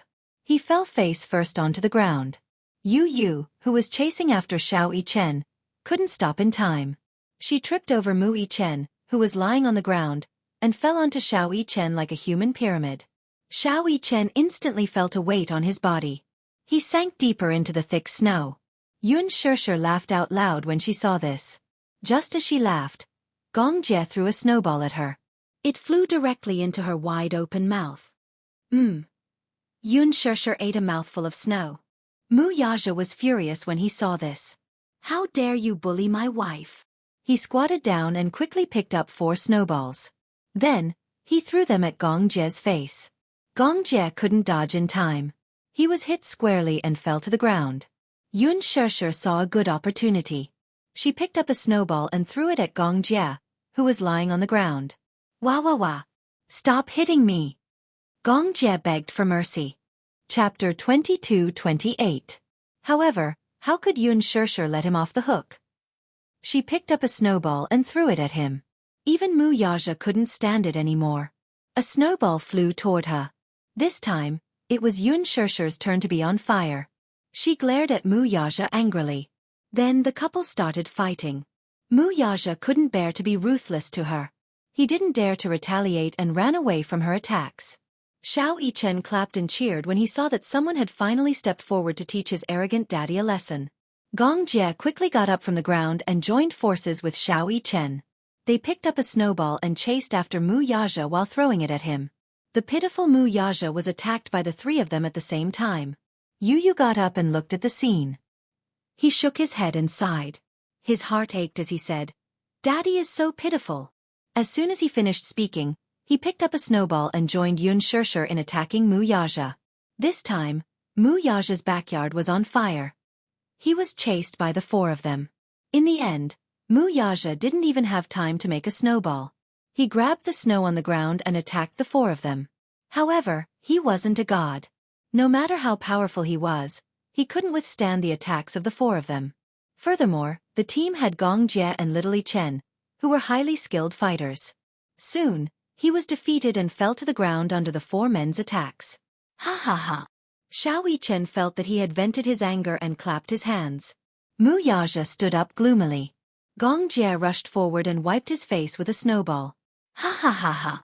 After the snowball fight, the 5 of them returned to the house. Xiao Yichen complained that his hands were cold and wanted to quickly get a basin of hot water to soak his hands. Yun Shishir immediately stopped her. You can't soak in hot water.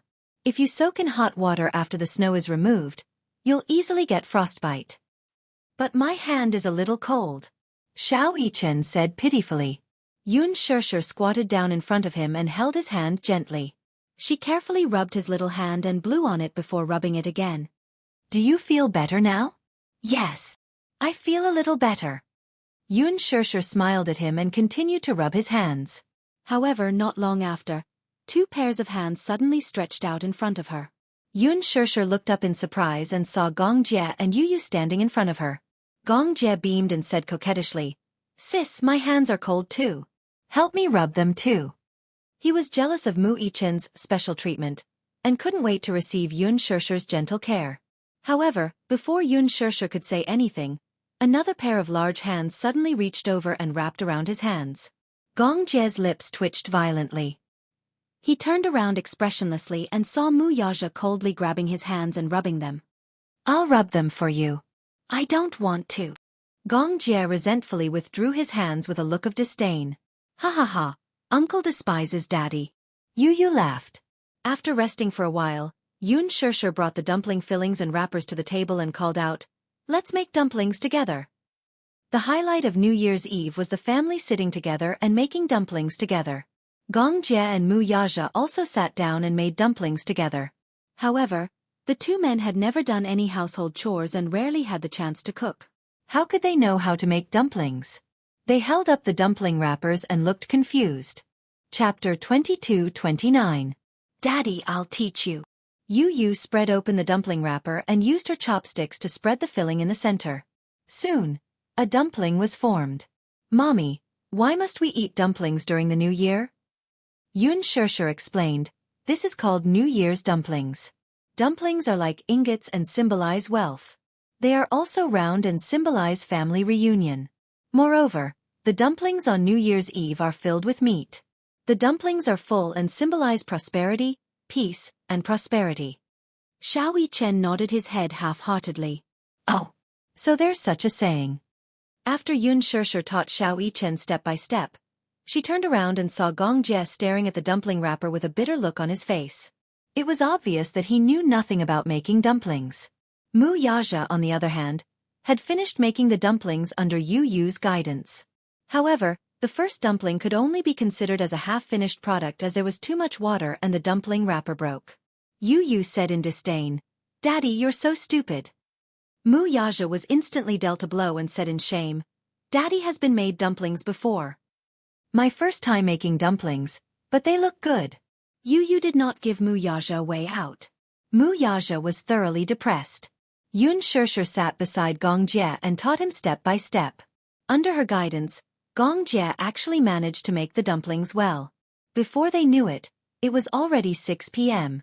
Yun Yeching walked downstairs and saw that the dumplings were already made on the table. Yun Shirshir and Yu were busy in the kitchen. Mu Yaja was in charge of assisting, while Gong Jie and Xiao Yichen were watching TV in the living room.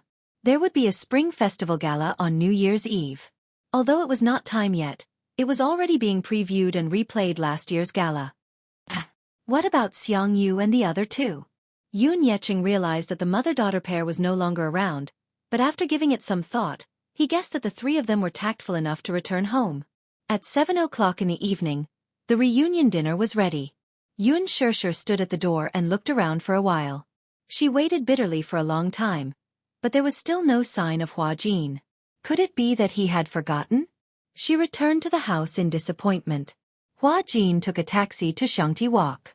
According to the address sent by Yun Shirshir, he found his way there. Standing at the door, through the floor-to-ceiling window, he could easily see the harmonious scene in the living room. The family of 6 sat around the table, laughing and chatting happily. It was a happy and harmonious atmosphere. He couldn't help but feel envious. Envy and yearning rose from the bottom of his heart. How many years had it been since he spent the new year with his family like this? As far as he knew, there was no concept of celebrating the new year. He was homeless to begin with, so such a scene could only be an extravagant wish for him. Hua Jin walked to the door and reached out to press the doorbell, but just as he reached out, he realized that he did not have the courage to press the doorbell. He furrowed his brows and retracted his hand guiltily. He blew on his hand and rubbed it gently. Outside the house, heavy snow was swirling in the air. The snow was getting heavier and heavier. It was as if countless cotton balls were floating in the air. Hua Jin was wearing a coat and a scarf. The fluttering snow landed on his body and face. Standing in the snow for a long time, even his eyelashes were lightly covered with a thin layer of snow. With just a gentle blink, the snow fell from his eyelashes and was blown away by the wind. Chapter 22:30.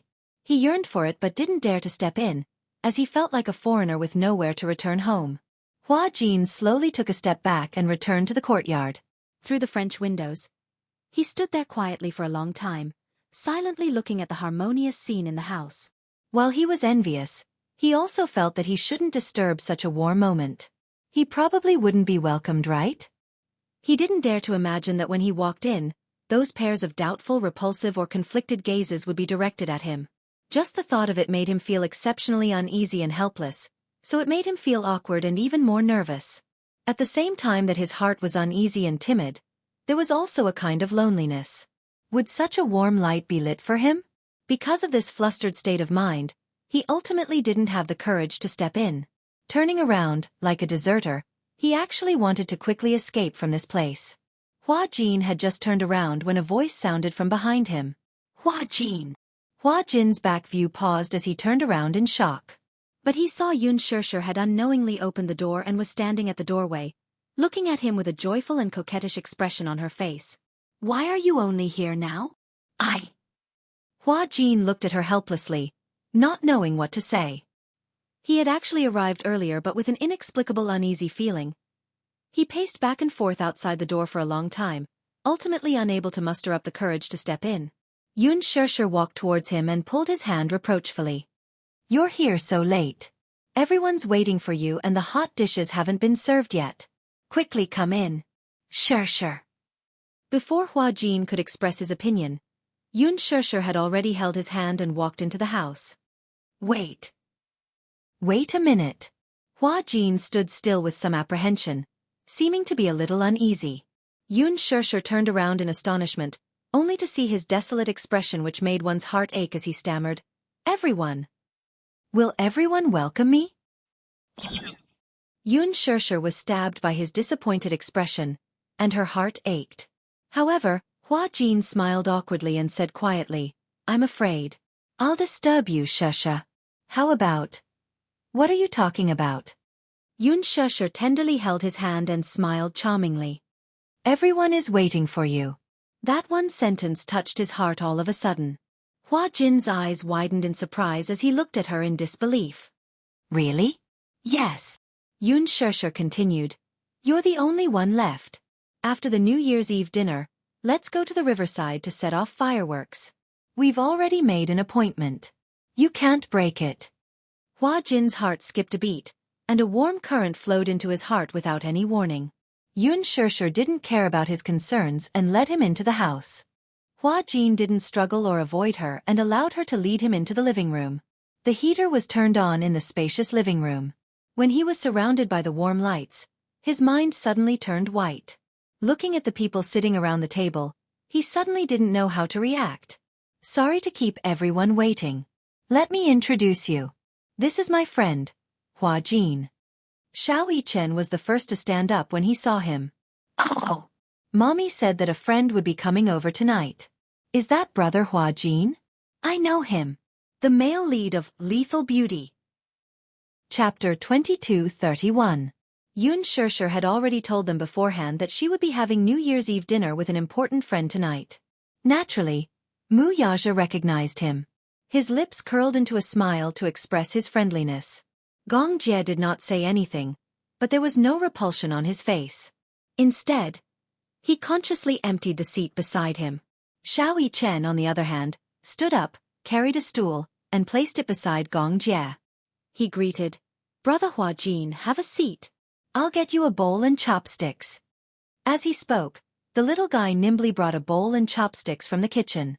Yun Shusher pushed Hua Jin to the table and sat down. Yun Yeching sized him up, then smiled and said cheerfully, Shusher, is this your friend who's acting with you? Yes. Dad, he used to be in the same production team as me and took good care of me. He's considered my senior. Yun Yeching immediately said, Aya, this young man is so handsome. He's prettier than the girls. Hello, thank you for taking care of our Shusher. After a few words of greeting, the atmosphere became harmonious. Hua Jin's blank mind was injected with a trace of vitality, and the uneasiness quickly dissipated. He greeted them one by one. His mouth was sweet, and he coaxed Yun Yeching happily. Yun Shusher also sat down. As she picked up food for him, she rebuked, I wanted you to come earlier so that we could make dumplings together. Hua Jin smiled and was about to explain. Mu Yaja suddenly turned to ask him, Can you drink? Hua Jin immediately replied reservedly, Yes, I can drink a little. Mu Yaja immediately poured him a glass of dry red wine.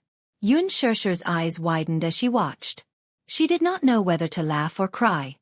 Hey, are you trying to get him drunk? He won't get drunk with this little bit of wine, right? Mu Yaja said confidently.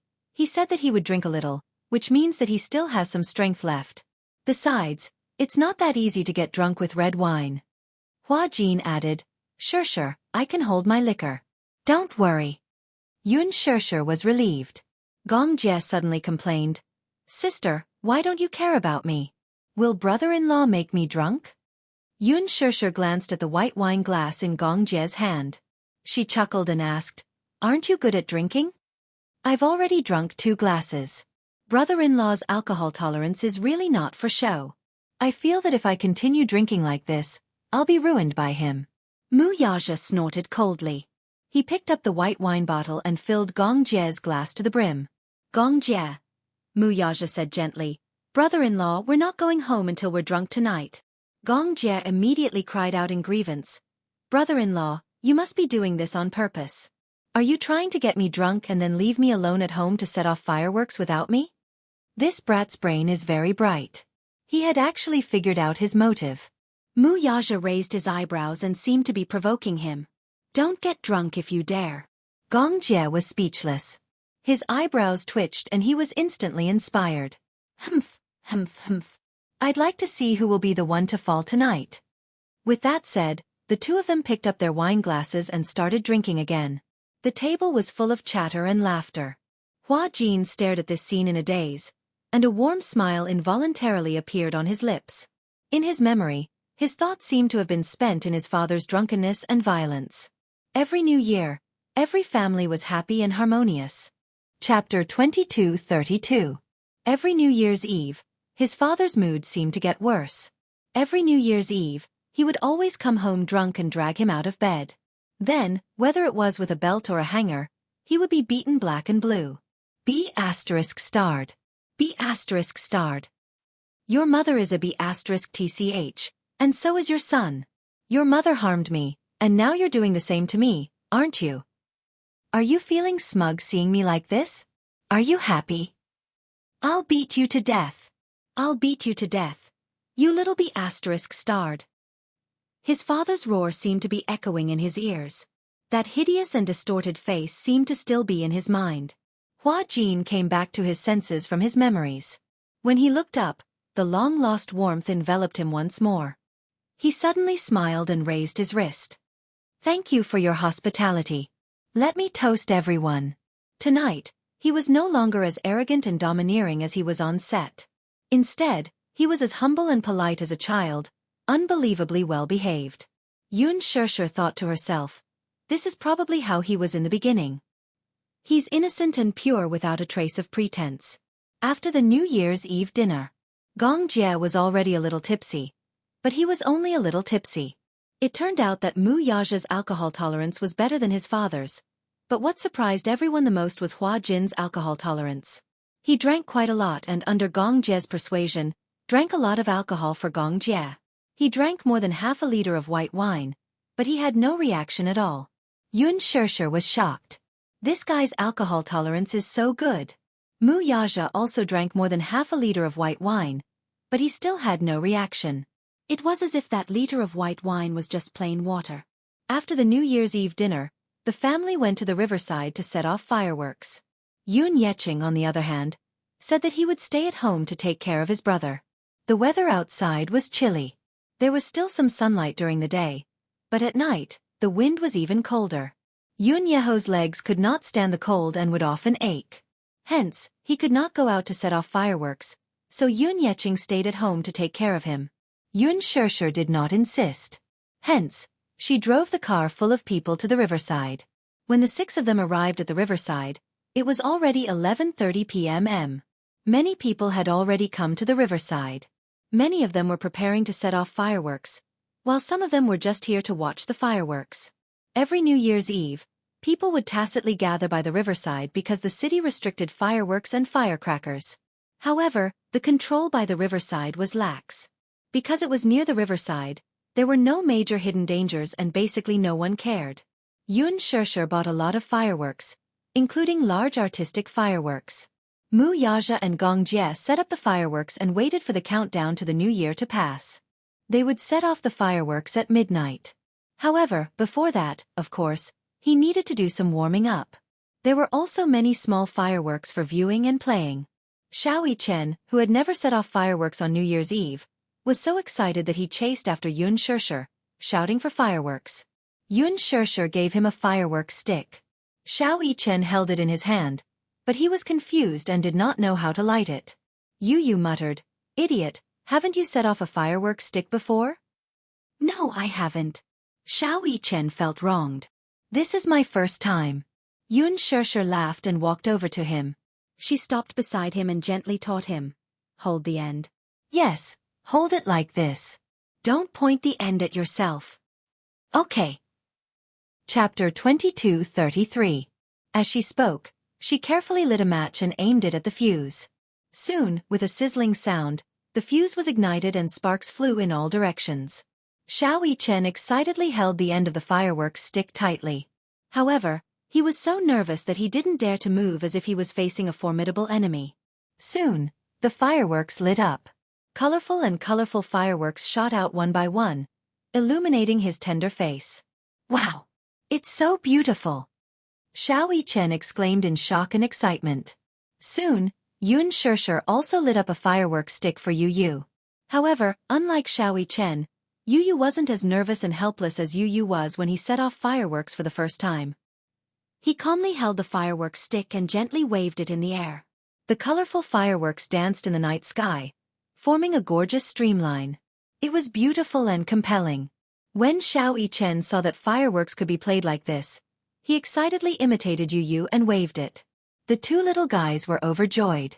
Hua Jin was originally standing at the side and watching in a daze. Yun Shishir suddenly handed him a firework stick and smiled. Hua Jin, let's do it together? Hua Jin took the firecracker from her, and she lit it for him. The colorful fireworks lit up his smiling face in an instant. Hua Jin held the firework stick and waved it gently as he leaned against the river.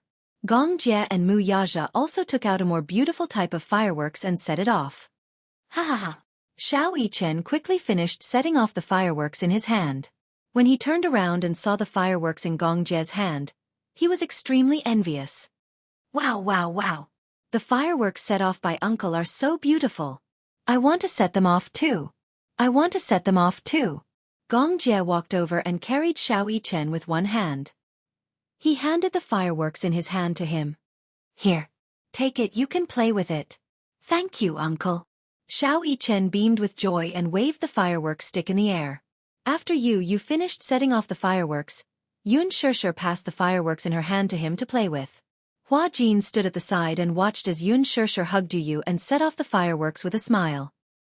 He felt as though his heart had been cut open and was burning. It was at this moment that Hua Jin suddenly felt that Yun Shishir's world, be it her or her surroundings, was emitting an incomparably dazzling light. He desperately wanted and longed to enter his world. Even he didn't realize that Yun Shishir's every move was like a level 10 tornado. It was so powerful that it disturbed his mood. At that moment, he felt like a young boy who had just experienced love for the first time. His emotions were so high that it felt like a dam was about to burst. Hua Jin stared at Yun Shishir's back view in a daze. Unknowingly, tears streamed down his face.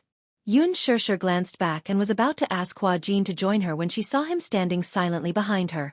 Against the backdrop of the fireworks, there was a clear tear stain on his face. It was a ghastly sight. She was shocked. She put Yu down and walked up to him. However, she saw Hua Jin staring at her in a daze. His large eyes were faintly moist. Hua Jin. What's wrong with you? Yun Shishir reached out and gently wiped away his tears. She was a little flustered as she asked. What's wrong with you? Why are you crying? Crying? Was he crying? Chapter 22:34. What's wrong? Yun Shishir felt even more helpless. Hua Jin immediately shook his head and explained, It's nothing.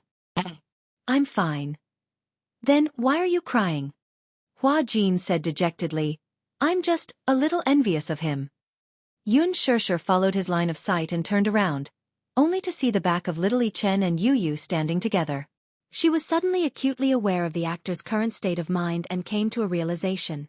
He was probably envious of Yu and Xiao Yichen. Xiao Yichen and Yu are so happy. I'm just a little envious of them. Hua Jin chuckled softly, but there was a hint of bitterness in his smile. Yun Shishir pursed her lips, turned around, and leaned against him. She silently watched Xiao Yichen and Yu's carefree backs. For some reason, the two little guys started playing around again, chasing each other. Yu chased after Xiao Yichen. Xiao Yichen cleverly hid behind Mu Yaja. The two little guys ran around Mu Yaja, chasing after each other. Mu Yaja couldn't stand it anymore. He reached out and carried Xiao Yichen, placing him on his shoulder. Taking advantage of Mu Yaja's height, Xiao Yichen smiled proudly and made a funny face at Yu. Yu was naturally indignant. He ran over and tugged at Gong Jie's sleeve. No one knew what he said, but Gong Jie lifted Yu high above his head and made him sit on his shoulder. Yu commanded Gong Jie as though he was a steed. Then, the two little guys continued to play around with each other. Xiao Yichen didn't hit Yu too hard because he knew that he was strong. If he really hit Yu would definitely cry. Hence, he went easy on him. However, Yu didn't show any mercy. He hit Xiao Yichen so hard that he cried out in pain. Gong Jie laughed heartily and encouraged Yu to bully Xiao Yichen. Mu Yaja couldn't stand it anymore. Seeing that his eldest son didn't live up to his expectations, he lifted Xiao Yichen and ran away. Carrying Yu, Gong Jie chased after them. The four of them, 2 adults and 2 children, were in an uproar.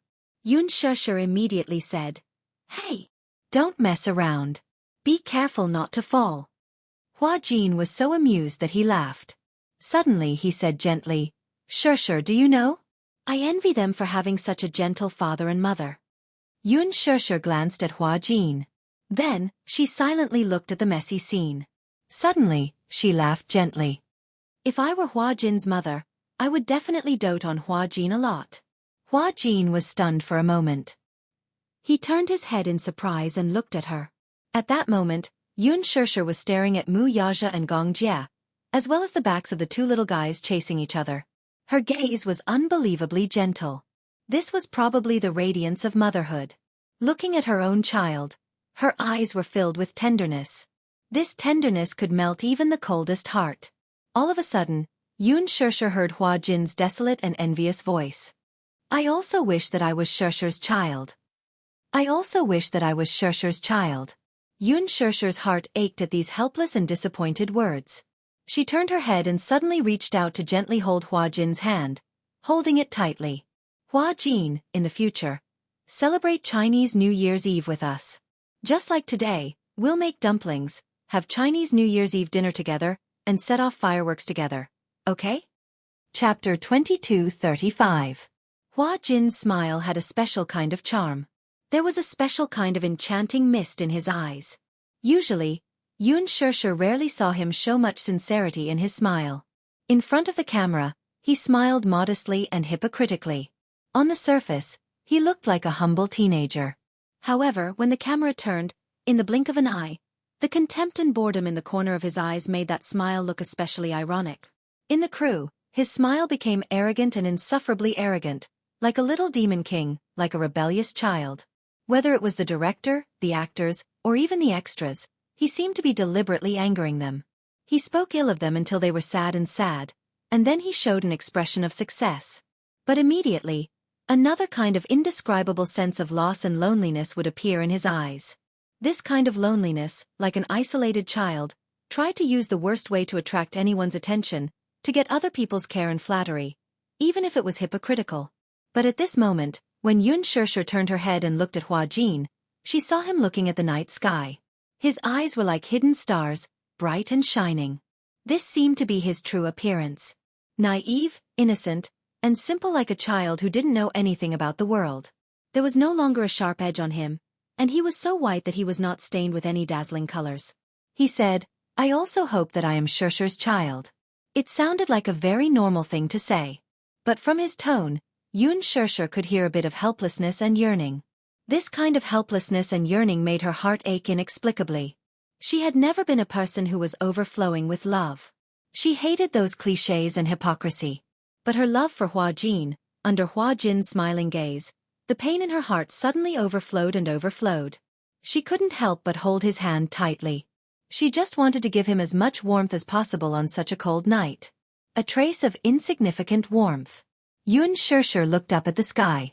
At this time, there were already people who couldn't hold back their excitement and lit up the fireworks in advance. She couldn't help but think of her childhood. She still remembered the first New Year she spent with the Yun family. She still remembered that Yun Yeching had specially bought a lot of fireworks to set off that year. Some of them were very expensive, easily costing a few hundred yuan. There were even some big and beautiful ones that cost a few thousand yuan. Ordinary families would not bear to set them off. Usually, only those who were slightly wealthier would buy them. At that time, the Yun family was still very wealthy, and Yun Yeching's career was at its peak. Hence, the fireworks he bought were the most beautiful ones. The New Year's Eve of more than 10 years ago was not like it was now. The streets and alleys were brimming with a strong festive atmosphere. Setting off fireworks was one of the most anticipated New Year's activities. The beauty and splendor of fireworks was the dream of many children. On New Year's Eve, Yun Na pestered Yun Yeching to set off fireworks. Alas, Yun Yeching insisted on releasing it on New Year's Eve. That night, Yun Na secretly moved a set of fireworks from home. She dragged Yun Shirshir out and asked her to show it to her. Chapter 22:36. When she heard that, she nodded fearfully and took a match to light it. However, due to her lack of experience, the fuse was not completely lit and was blown out by the wind. Only a small part of the fuse was left. Yun Na scolded her and asked her to continue lighting it. Yun Shirshir braced herself and went forward to take a look. Then she tried to light it with a lighter in fear. However, the fireworks that suddenly shot up into the sky almost blew up her eyes. Because of this, it left a huge shadow in her heart. Since then, she only dared to set off simple fireworks, such as firework sticks and sparks. Thinking of this, Yun Shirshir could not help but laugh. She suddenly asked, Hua Jin, did you set off fireworks when you were young? Yeah, I did. Hua Jin nodded and then said, however, I rarely had the chance to go out to play during the new year. Most of the time, I could only lie on the balcony and watch other people set off fireworks. I'm still a little traumatized by fireworks. What's wrong? Because when I set off fireworks when I was young, it almost blew up my eyes. Yun Shirshir paused and suddenly said half-jokingly, so from then on, I didn't dare to set off large fireworks because I was afraid that it would blow up my eyes. Hua Jin suddenly turned his head and looked at her. He blinked and said, actually, setting off fireworks is not scary. Just be careful and it'll be fine. Yun Shirshir did not know whether to laugh or cry. She said, even though that's what I think, I'm still scared. Hua Jin suddenly held her hand. Don't be scared. If you accidentally get blown up, you still have me. You. Yun Shirshir did not understand the meaning behind his words. Hua Jin suddenly said seriously, yeah. If you can't see, I'll be your eyes. If she could not see, he would be her eyes. Yun Shirshir was stunned for a moment. She widened her eyes slightly and then smiled gently. Okay, but there won't be such a day. At that time, Yun Shirshir only took his words as a joke. However, after a long time, when she suddenly recalled that year's New Year's Eve and Hua Jin's serious promise, she couldn't help but sigh. It turned out that every word he said to her was sincere from the bottom of his heart. However, this was all in the future. 11:55 p.m. At this moment, countless citizens had gathered by the river. Many people gathered here to welcome the New Year's bell. Some brought the elderly and children with them in high spirits. Some brought young and loving couples. Their only purpose was to welcome the gorgeous fireworks at the moment the New Year's bell rang. Gong Jie raised his wrist and looked at his watch. As the countdown approached, his handsome face showed a bit of excitement and expectation. Sis. It's almost 12. When Xiao Chen and Yu Yu heard this, they looked at each other and smiled. Both of them were jumping up and down excitedly. Yun Shirshir smiled and said, who's going to be in charge of lighting the fireworks later? I rarely light fireworks, so I don't know much about it. Just as Gong Jie finished speaking, Xiao Chen raised his hand enthusiastically. I'll do it. I'll light it. However, Yu Yu said softly, hey, it's too dangerous. You're so clumsy. Be careful not to get hurt by the explosion. This reminder was a form of concern in disguise. Chapter 22:37. It was just fireworks. He was not afraid of that. In fact, he was looking forward to lighting the fireworks himself. That was because lighting the fireworks himself and sending them into the night sky would give him a great sense of accomplishment. Moreover, it was just fireworks. He had even played with rocket launchers before, so to him, fireworks were nothing more than an interesting toy. It was not a problem at all. Yu Yu raised his eyebrows and suddenly realized that Mui Chen was not comparable to those ordinary kids. He had seen his abilities and knew that he was crazy. Lighting fireworks was nothing to him. All right, you're in charge of lighting the fireworks. We'll be in charge of watching. Yu Yu was relieved, but he still reminded him cautiously, however, you still have to be careful. The power of the fireworks is not to be underestimated, okay? I know. Xiao Chen was not grateful at all. He nagged. Why are you acting like a busybody? Yu Yu was unhappy when he heard that. He said coldly, Humph. You don't know how to appreciate my kindness. If you hurt yourself later, don't cry for your parents. I won't feel bad for you.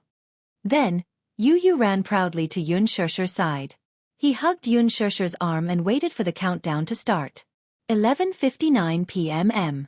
The last minute. Suddenly, the townsfolk gathered by the riverside and started counting down in unison. 10, 9, 8, 7, Xiao Chen shouted excitedly. Daddy, it's time to light the fireworks. Mu Yaja leaned against the railing by the riverside. When he heard the commotion, his lips curled into a smile. He casually picked up a cigarette from his lips and walked over. He rubbed Xiao Yichen's head and passed him the cigarette. Xiao Yichen took the cigarette butt and chased him to the side. "Daddy, be careful." Mu Yaja walked to Yun Shishir's side. He reached out and gently hugged Yu in his arms. His other hand gently hugged Yun Shishir's shoulder. 3, 2, 1. Bah! Walala. At the moment when midnight arrived, countless fireworks rose into the sky, as if there was some kind of magical tacit understanding. In the dark night sky, dazzling sparks exploded one after another. Xiao Yichen covered his ears and ran back. Behind him, fireworks lit up half of the starry sky. More and more people gathered by the river. Xiao Yichen tiptoed and could not see clearly. Suddenly, a pair of hands reached out from behind. Gong Jie picked up Xiao Yichen and placed him on his shoulder, supporting him firmly with one hand. "Can you see it clearly now?" "Yes, I can see it clearly." Gong Jie smiled and then muttered unhappily, "Kid, you're quite heavy." Xiao Yichen, on the other hand, was sitting on his left shoulder with a clear conscience. She held his arm and excitedly watched the countless fireworks rising from the riverside. Ba ba. Yun Shishir was engrossed in watching the fireworks. Mu Yaja suddenly pulled her into his arms, nodded, and kissed her forehead affectionately. "Madam, Happy New Year." Yun Shishir's heart skipped a beat because of this sudden tenderness. She looked up and met Mu Yaja's gentle eyes. Her face blushed and her eyes revealed a seductive look. Yun Shishir responded with an but Mu Yaja suddenly lowered his head and kissed her lips uncontrollably. Chapter 22:38. Yu caught a glimpse of this intimate scene and blushed. She covered her eyes shyly and forced herself not to look. See no evil, hear no evil. Even though she kept telling herself not to look, the little fellow couldn't resist her curiosity. She secretly opened her fingers and peeked at this tender scene through her fingers. Xiao Yichen also caught a glimpse of this scene and suddenly tugged at Gong Jie's hair excitedly. "Uncle, look!" Gong Jie hissed in pain, but when he looked in the direction little Yichen was pointing, he saw a heart-pounding scene. His handsome brows knitted together in a frown. He walked over unhappily. Just as Mu Yaja was about to kiss her again, Gong Jie boldly reached out and blocked their faces. Mu Yaja was caught off guard and a kiss landed on Gong Jie's palm. "Ha ha ha!" Yu burst into laughter when she saw this. Mu Yaja suddenly looked up and glared fiercely at Gong Jie. He said coldly, "What are you doing? Hey, we're in public. Why can't brother-in-law take note of his image?" Gong Jie mocked him with hostility. "Humph! How dare he secretly kiss his sister when he wasn't paying attention?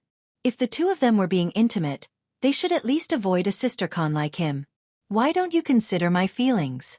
Yun Shishir was so embarrassed that her neck turned red when she heard this. She turned her head away awkwardly, cleared her throat, and pretended that nothing had happened. "What image?"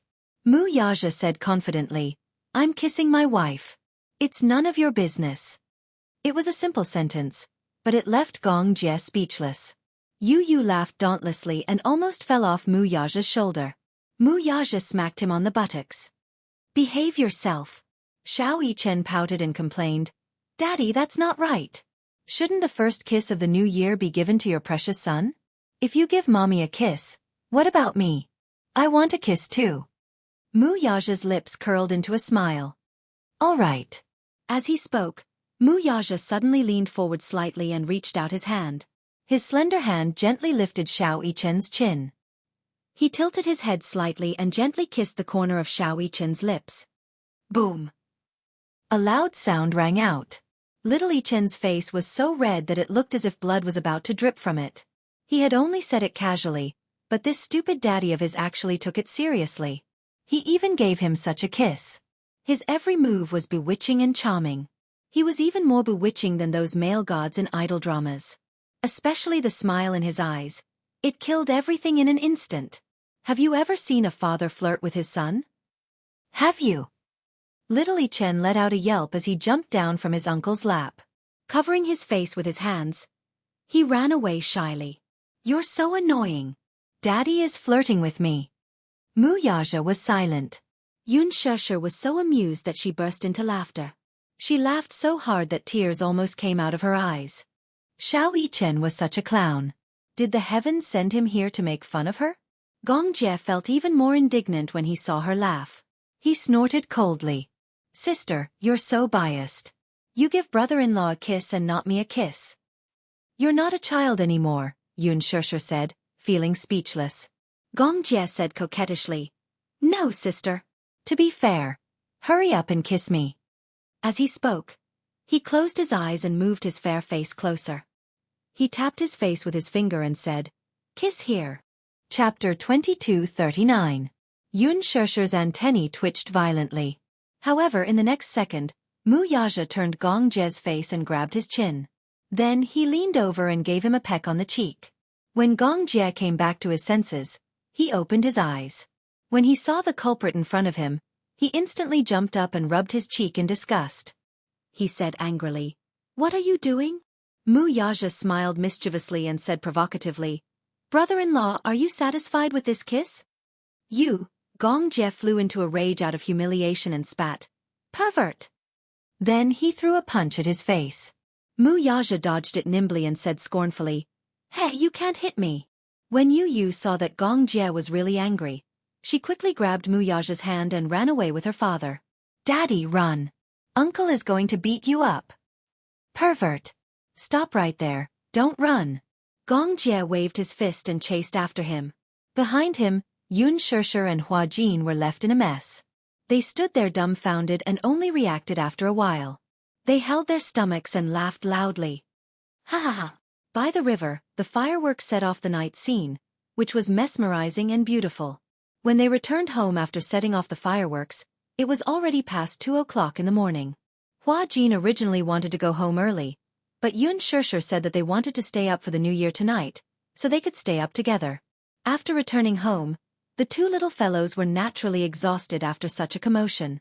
However, Gong Jie and Mu Yaja were still energetic. Even after messing around for a while, they still looked energetic. Thus, Yun Shusher was dragged by the two men to play cards. Hua Jin naturally joined them.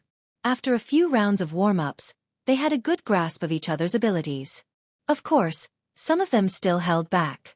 Xiao Yichen was already asleep, but when Yu lay on the bed, she was wide awake and couldn't sleep. She heard the noise in the living room and walked out curiously. When she saw that they were playing Fight the Landlord, she wanted to join them. However, how could 5 people play Fight the Landlord? Hua Jin suddenly said, Fight the Landlord with 5 people. Fight the Landlord.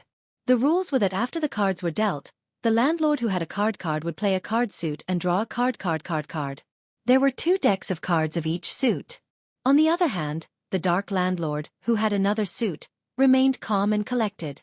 After confirming the identities of his teammates, he hid himself as a farmer and played the game silently, secretly helping the landlord's side to win.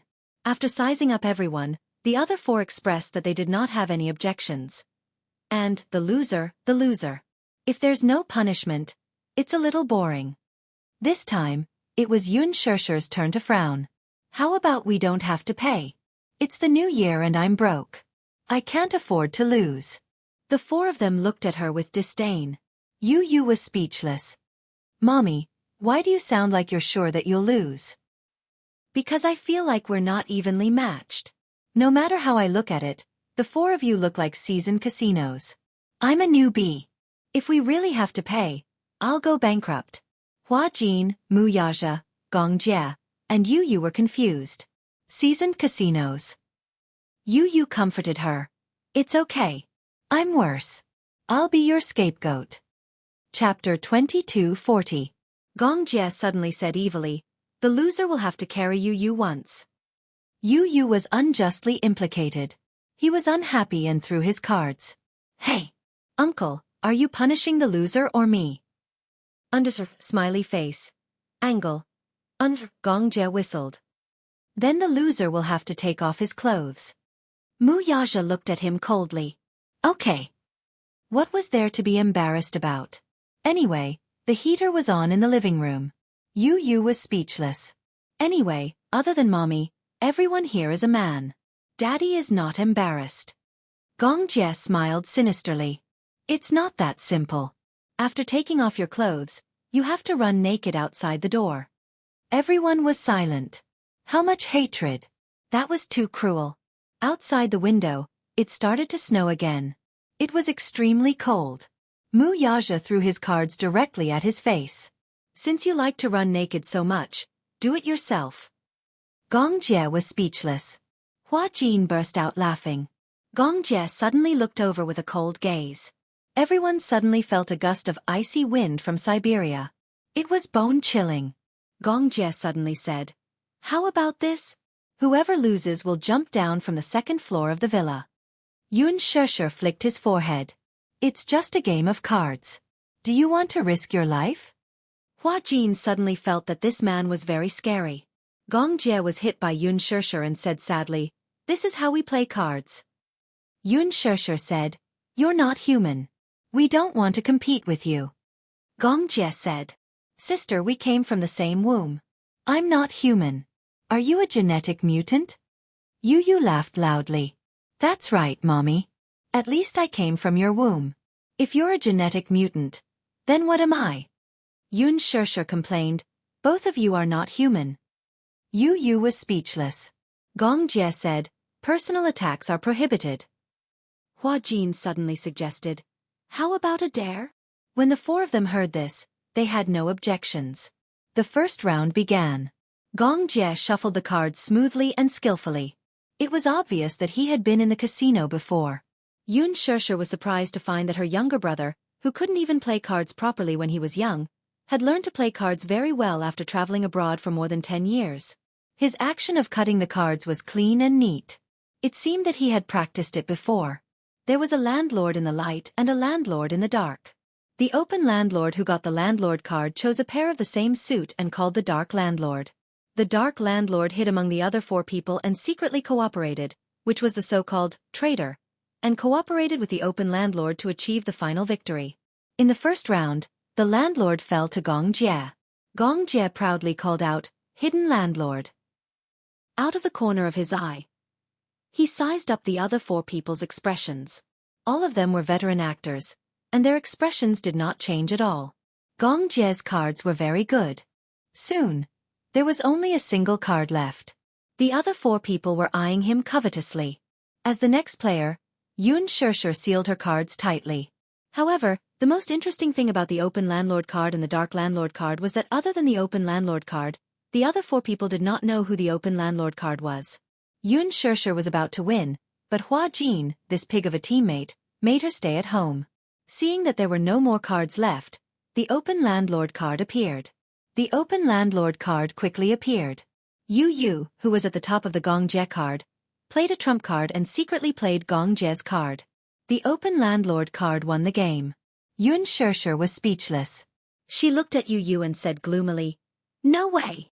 All four trump cards are in your hands? Xiao Jie, you didn't cheat when you dealt the cards, did you?" Chapter 22:41. Hence, Yun Shesher was very suspicious. Gong Jie looked very hurt. "Sister, you have to accept your loss. Don't go back on your word after losing. Whoever cheats will have their hands chopped off."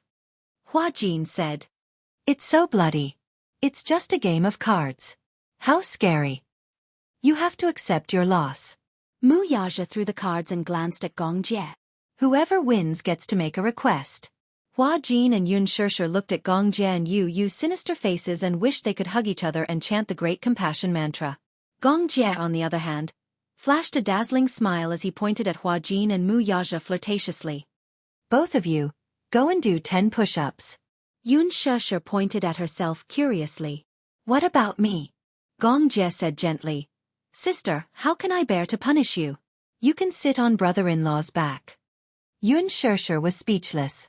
Mu Yaja had to complete 10 push-ups and Gong Jie wanted her to sit on Mu Yaja's back.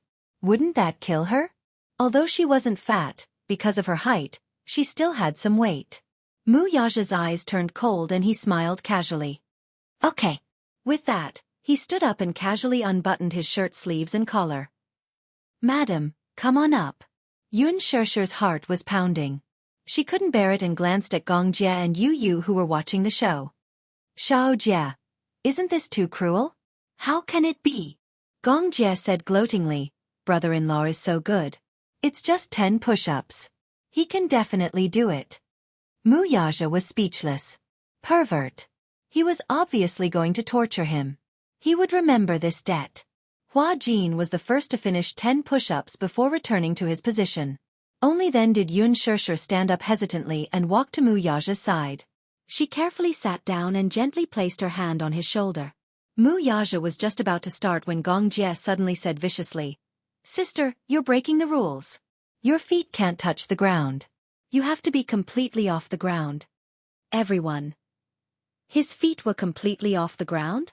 In that case, wouldn't all her weight be on him? Could he take it? Mu Yaja was so angry that he laughed. Fine. Yun Shirshir tried to lift her feet off the ground and sat on it. Mu Yaja's expression changed slightly and sank. Fortunately, when he was serving in the military, he had also completed weight push-ups training. At that time, the intensity of the training was definitely much higher than this. But after all, he had been away from the military for a long time. Usually, he paid attention to training and did not undergo such high-intensity training. Brother-in-law, get ready to start. 10 push-ups, go for it. Yu cheered him on from the side. Daddy, go for it. Mu Yaja started to do push-ups. 1, 2. Yu counted nervously. The first 5 push-ups were done smoothly. But when it came to the 6th, the speed slowed down. Every time he went down and got up, Mu Yaja's expression would change again and again. His posture was extremely accurate, but even though it took a lot of effort, he still managed to complete a set of 10 push-ups with difficulty. When he was done, Mu Yaja got up. His expression was rather ugly. He returned to his seat aggressively and took the initiative to shuffle the cards. Chapter 22:42. He skillfully cut the cards and let Gong Jie pour the cards. Then he stacked them on the table and said coldly, "Pick your own cards."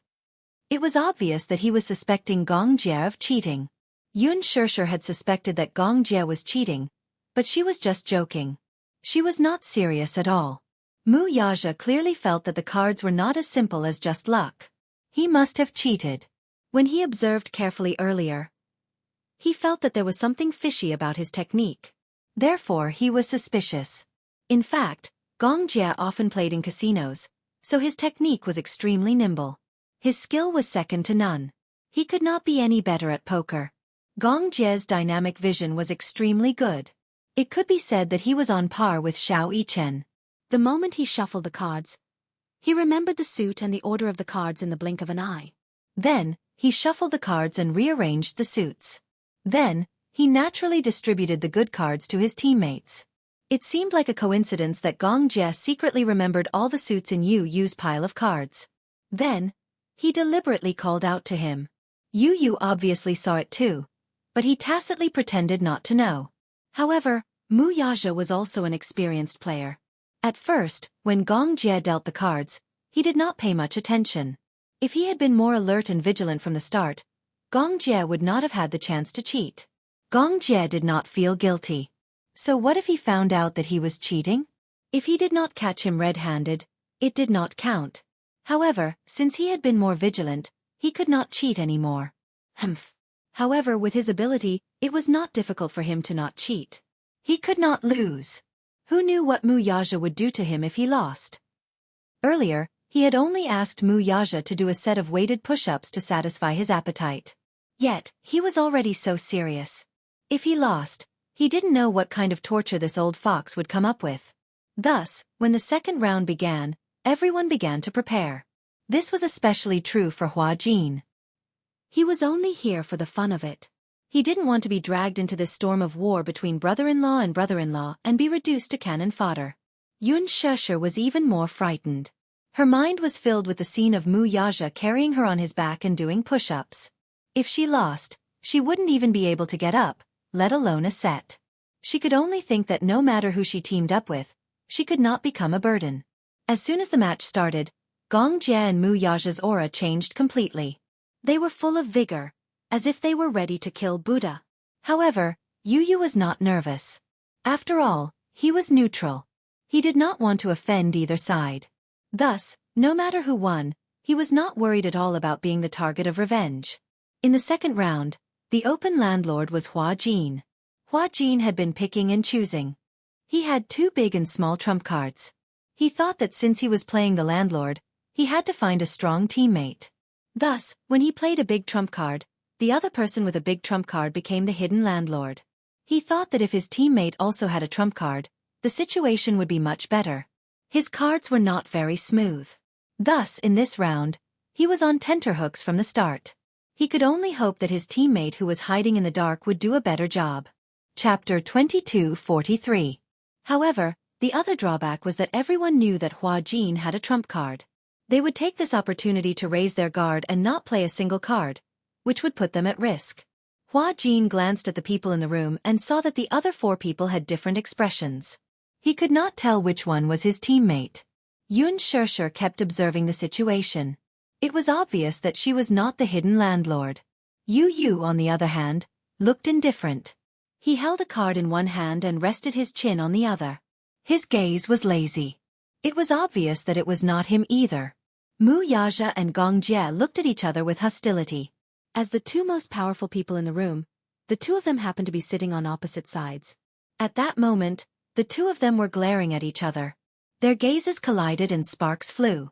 Before the game started, it was necessary to observe the opponent. The foreplay had to be done. Soon, the hidden landlord came to the surface. Gong Jie played a trump card and blocked Yu Yu's small king. He was proud as if he was very confident. Since he was willing to reveal his identity as the hidden landlord, he was very confident that he would win the game. He had always been like this. He would not make a meaningless struggle. If there was a chance of winning, he would take it down with irresistible force. Gong Jie's cards were very smooth. Hua Jin cooperated with him and killed all the way. Big plain. Gong Jie only had a single card left in his hand. At that moment, there were not many cards left in the farmer's hand. Gong Jie calculated that there were probably no guns left in the room. However, at this critical moment, Mu Yaja came out. Hua Jin saw that he had killed a Changyao Jin at this critical moment.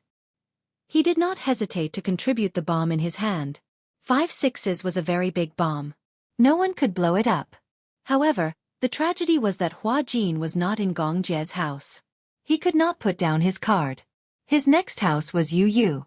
He played a single card to test the waters. There was no trump card left on the field. Yu Yu made Hua Jin fall into despair.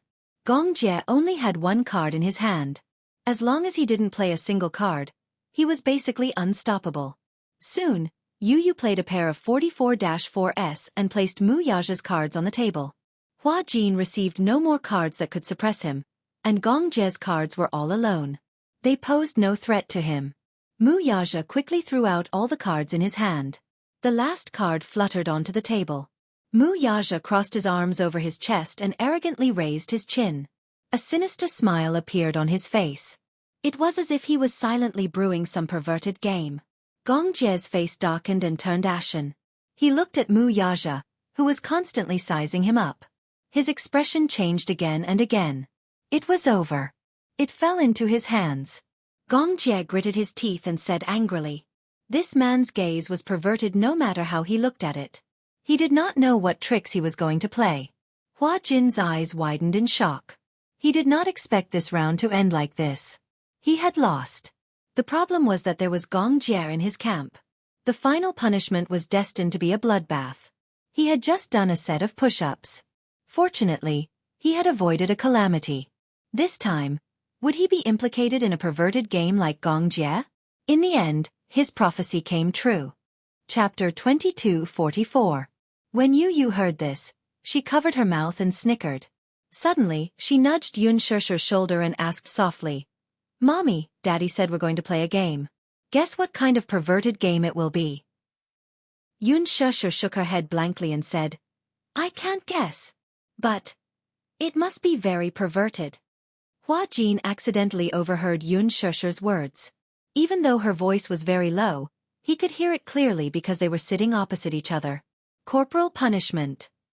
He supported corporal punishment. Hua Jin would rather do push-ups than play this man's game. It must be very perverted, right? Sure enough, his guess was confirmed. Mu Yaja quickly announced the rules of the game, the tissue game. There were a total of 10 tissues. They were neither thin nor thick. First, Hua Jin had to suck them up with his mouth. Then, using the same mouth-to-mouth method, Gong Jie had to suck them up to his own mouth. Then, he would suck all the tissues and throw them into the trash can. Only then would it be considered a success. Wasn't this the same as a disguised mouth-to-mouth kiss? And it was two men. Gong Jie and Hua Jin looked at each other, both uncomfortable.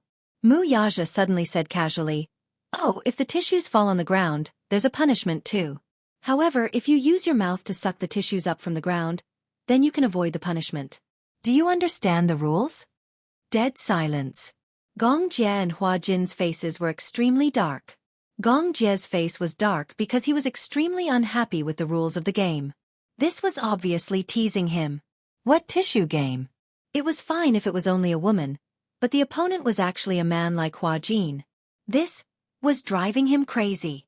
Hua Jin's face was dark because he felt like he was the one who was implicated for no reason. It wasn't his first time kissing a man. Most importantly, he didn't dare to think about indirectly kissing a great demon king. What if he touched the big demon's red line and got swallowed whole? Yu tried hard to hold back her laughter. Her shoulders were shaking as she tried to hold back her laughter. Tears were about to come out. Interesting. Uncle, come on. You said it just now too. Since you've lost, you have to accept the punishment. I've prepared the props for you too. Okay. Gong Jie glanced at the 10 tissues that Yu had prepared for him. His lips for a while before he swallowed his anger and said, "Okay." He glanced coldly at Mu Yaja and sneered through gritted teeth. "You win." With that, he pushed Hua Jin to the side and ordered, "Begin." You, oh. You, and you, oh. To you, and you. The problem was that Gong Jie was taller than Hua Jin. Hence, Hua Jin had no choice but to stand on tiptoe, but the moment he lost his balance, he stumbled and nearly fell. But that wasn't the case. The tissue landed on the chair.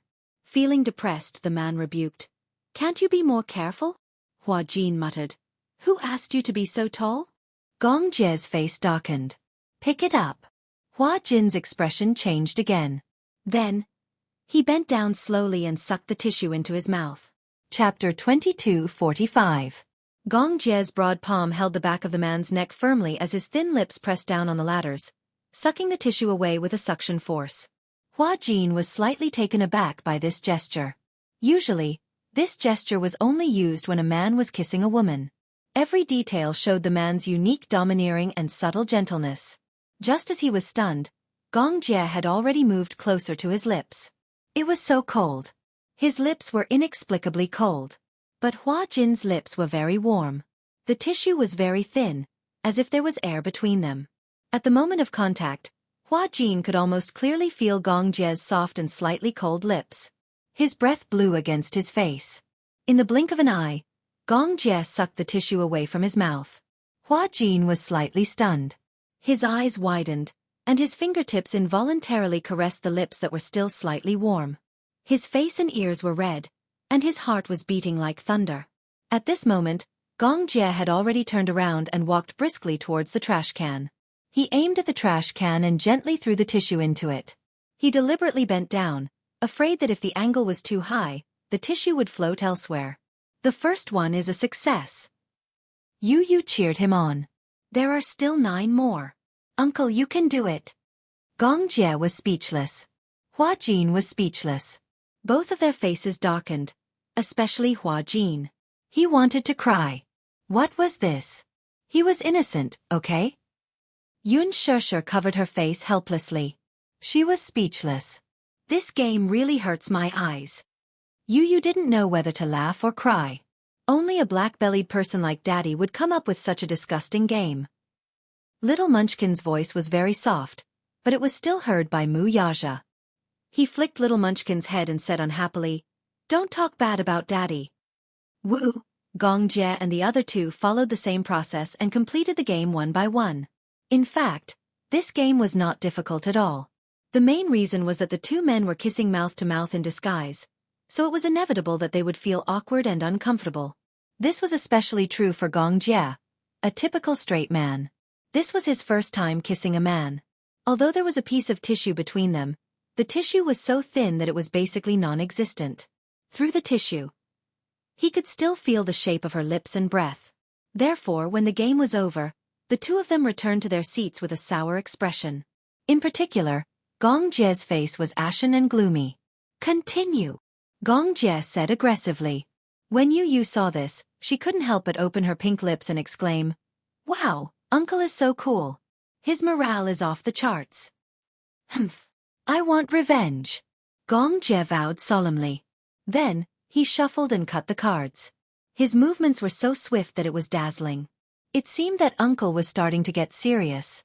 Yes, he had to be more careful. Otherwise, he would also become cannon fodder. In the third round, Gong Jie was the landlord again. Yu lamented, "Uncle, why do you keep getting the landlord? You're practically a professional landlord. We've only played 3 rounds and you're already in the second round. Do you think I want to get the landlord?" Gong Jie snorted in annoyance. He obviously despised this luck. Chapter 2246. Yu continued, "It's not easy to play the landlord. I have a lot of bombs in my hand and 4 aces. Uncle, you're bound to lose." Gong Jie sneered, "You're bragging." Yu snorted and said, "Let's wait and see." Gong Jie was the first to play. It was a straight of 7 cards. However, Mu Yaja threw out an 8 in the next second and dominated the scene. He played the biggest card since it was a straight of the top. Unless it was a bomb, there was no other way. The moment Mu Yaja played his cards, he immediately ruled out the possibility of him being the landlord. Who would block their own family's cards? Hence, no one could stop Mu Yaja from playing his cards. However, just as his cards were about to run out, Yu's sharp eyes spotted a card in the pile of cards that Mu Yaja played. A 9 of spades. This was the landlord card that Gong Jie had called out. He was the first to discover it. The others also discovered it one after another. "Daddy, you're the landlord?" When Yun Shirshir saw this card, she turned pale with fright. She had always thought that Mu Yaja was her teammate. Hence, when Mu Yaja played his cards, she did not have her guard up. In the end, she did not expect him to be the landlord. Gong Jie, on the other hand, was equally baffled and confused. "You're the secret landlord?" Mu Yaja admitted frankly and nodded. "Yeah." Gong Jie was immediately enraged. "Then why did you keep betting on my cards?" Mu Yaja casually said, "I just don't like you." Everyone was speechless. Gong Jie was once again confused. Yun Shirshir did not say another word. This time, she could not let Mu Yaja play his cards. She immediately blew up and sealed it. This time, the landlord's side was out of ammunition and food. Mu Yaja's hand was very smooth. Originally, he only had 1 bomb in his hand, but this bomb had already been used to bet on Gong Jie's hand. The 2 bombs in Gong Jie's hands also blew up Mu Yaja. Now, he had no more cards to play. Yu had a lot of cards in his hand. Initially, he thought that Daddy was his teammate, so he had been going easy on him. However, when he found out about Daddy's identity, he immediately started throwing his cards. Gong Jie and Mu Yaja stared at each other helplessly. They had no more cards to play. Yun Shirshir, Yu, and Hua Jin could be considered to have a tacit understanding of each other, so they won easily. Gong Jie threw down his cards and cried out gloomily, "This is an internal strife. He could have won. Brother-in-law, do you have any standpoint? Why are you betting on me when you have such good cards?" Mu Yaja said that famous phrase again, "I just don't like you." Gong Jie was furious. "You!" Yun Shirshir immediately became the peacemaker and mediated, "Aya, no matter what, you've already lost. Both of you should accept your punishment obediently, right?" Yu clutched his stomach and laughed. Originally, he thought that Daddy was his teammate. This time, Uncle was going to lose again. He didn't expect the outcome to be reversed. Uncle had indeed lost, but Daddy had also lost. He laughed loudly. He was overjoyed. Gong Jie lost dejectedly. It was fine if he lost, but this time, he felt very sullen. "How should we punish them?" Yu pursed his lips coldly. Gong Jie looked a little timid. This little guy was also a first-class black-bellied person. He didn't know what kind of rotten idea he would come up with this time. Hua Jin and Yun Shirshir, on the other hand, were calm and composed. How about this, Uncle? You and Daddy will interlock our fingers until the end of the next round. Gong Jie widened his eyes in shock. Are you kidding? Chapter 22:47. Mu Yaja glared at him coldly. Don't mess around. You must accept your loss. You must accept your loss. Hurry up and hold hands. Otherwise, if you don't do as I say, I'll think of something more fun, okay? This was considered a threat. At the thought of Yu Yu's little head, who knew what terrible punishment she was thinking of? Gong Jie and Mu Yaja looked at each other in disdain. Then, they gritted their teeth and reached out to each other. However, just as their hands touched each other's fingertips, Mu Yaja retracted his hand in disgust and said coldly, "How disgusting." Holding hands with a man gave them goosebumps. Gong Jie's lips twitched. Then he said coldly, "Brother-in-law, you still have the cheek to say that? If you weren't a hindrance, would you need to be punished?" Mu Yaja sneered, "Who told you to pick me as your teammate?" Gong Jie replied angrily, "If I knew that the 9 of spades was in your hands, I wouldn't have picked you even if I died." You couldn't stand it anymore. She urged, "Hurry up, don't waste time. Isn't it just holding hands? What's so difficult about that?"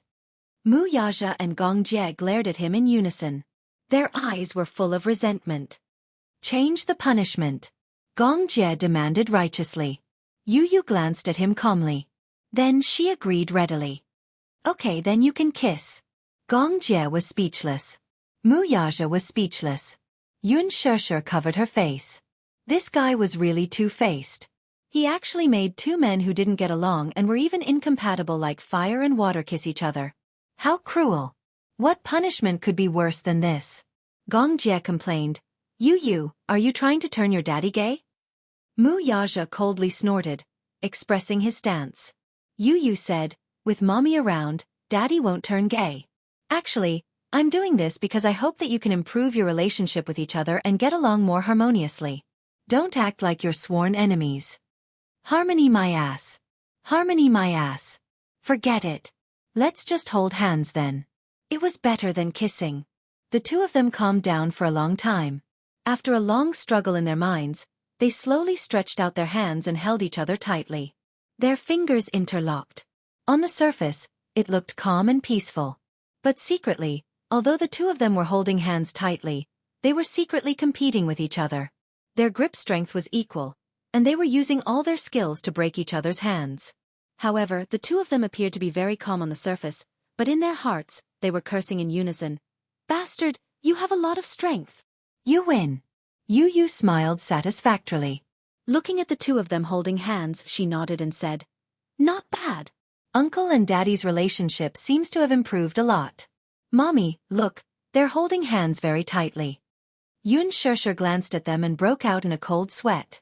How was this a handshake? It was as if they were trying to break each other's hands by shaking hands. In the fourth round, Yu became the landlord in the open, while Hua Jin was the landlord in the dark. The interesting thing was that Mu Yaja and Gong Jie had to hold hands to finish this round because of the punishment from the previous round. It was especially difficult to play with one hand. It was easy to pick the cards, but it took a lot of effort to sort them out. Gong Jie even used his mouth. In the end, he was flustered and messed up the cards, causing them to fall face up on the table. Yu and Hua Jin immediately went over to take a peek. Chapter 22:48. Yu said matter-of-factly, "What do you mean by peeking? Uncle was the one who laid out the cards on the table for us to see." However, it had to be said that Mu Yaja was the most ruthless when it came to this. First, he held all the cards in his hand tightly. Then, he looked at the messy cards in his hand. After a few glances, he laid them out on the table one by one. Then, without even looking at them, he rearranged the cards according to the order that he had just memorized.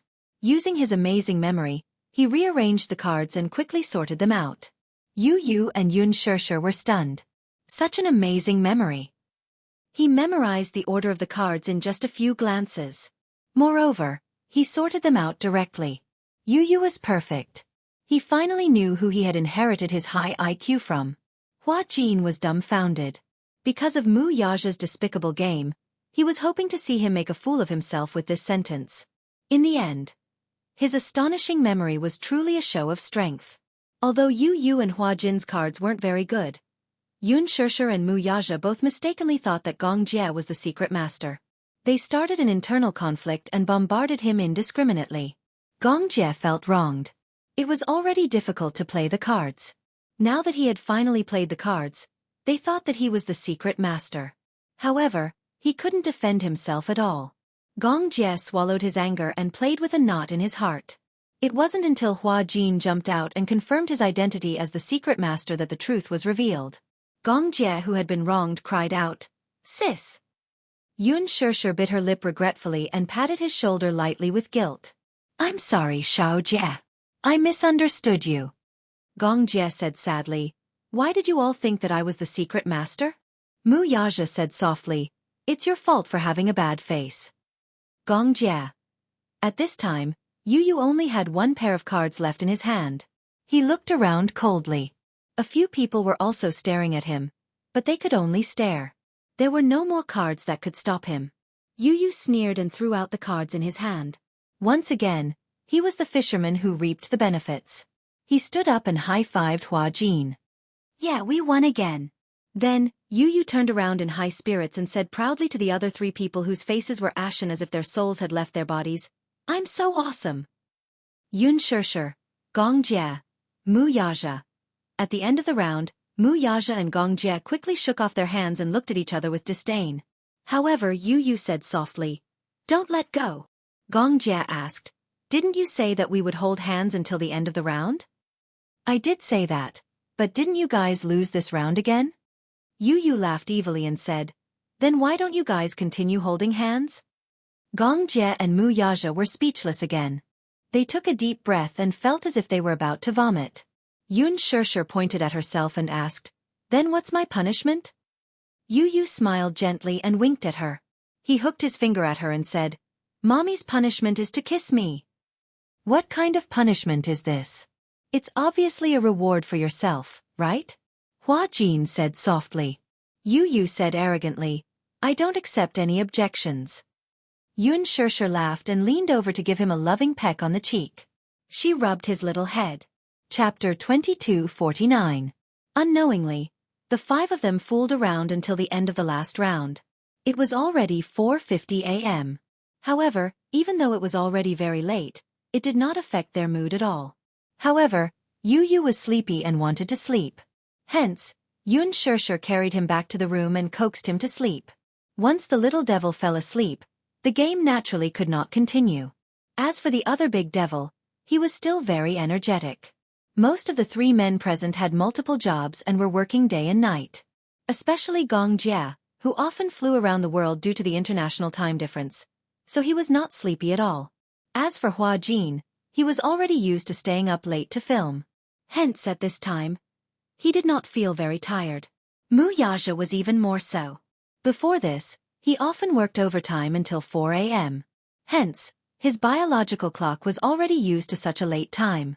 However, now that he had a family, his wife and children were waiting for him at home. Naturally, he would not arrange his work to be too late and would start working very early. The four of them sat at the table. Seeing that the game could not continue, Yun Shishir brought over a tray of snacks and poured a cup of tea for each of them. Then, they sat down and chatted for a while. At 5 a.m., Yun Shishir finally could not take it anymore. She yawned loudly and said that she was sleepy and wanted to go back to her room to rest. Hua Jin also wanted to go home, but Yun Shishir said, "It's already so late. Why don't you rest here? There's a guest room upstairs." "Won't this disturb you?" Hua Jin asked worriedly. Yun Shishir was about to speak when a cold voice interrupted her. A cold voice sounded from the side. "Yes." Yun Shishir turned around in surprise and saw Mu Yaja looking at her with disdain. "So hurry up and go home." Gong Jie immediately retorted on behalf of Hua Jin. "Brother-in-law, you're not cute at all. Actually, you just can't accept it, right? Just now when we were playing cards, Hua Jin's luck was too good and he beat you to a pulp. That's why you're upset. Humph. A sore loser." Mu Yaja said coldly, "Shut your mouth." Gong Jie glared at him with hostility. Yun Shishir hurriedly stepped forward and mediated. All right, stop quarreling. Xiao Jie, you two don't go back." Stay here tonight. When Gong Jie heard this, he pretended to be arrogant and said, I want to, but it seems that brother-in-law doesn't really welcome me. Mu Yaja immediately replied, Yeah, you're not welcome. Yun Shirshir walked over angrily and pinched Mu Yaja's face with both hands. Humph. I'm warning you, you'd better be more polite to my Xiao Jie.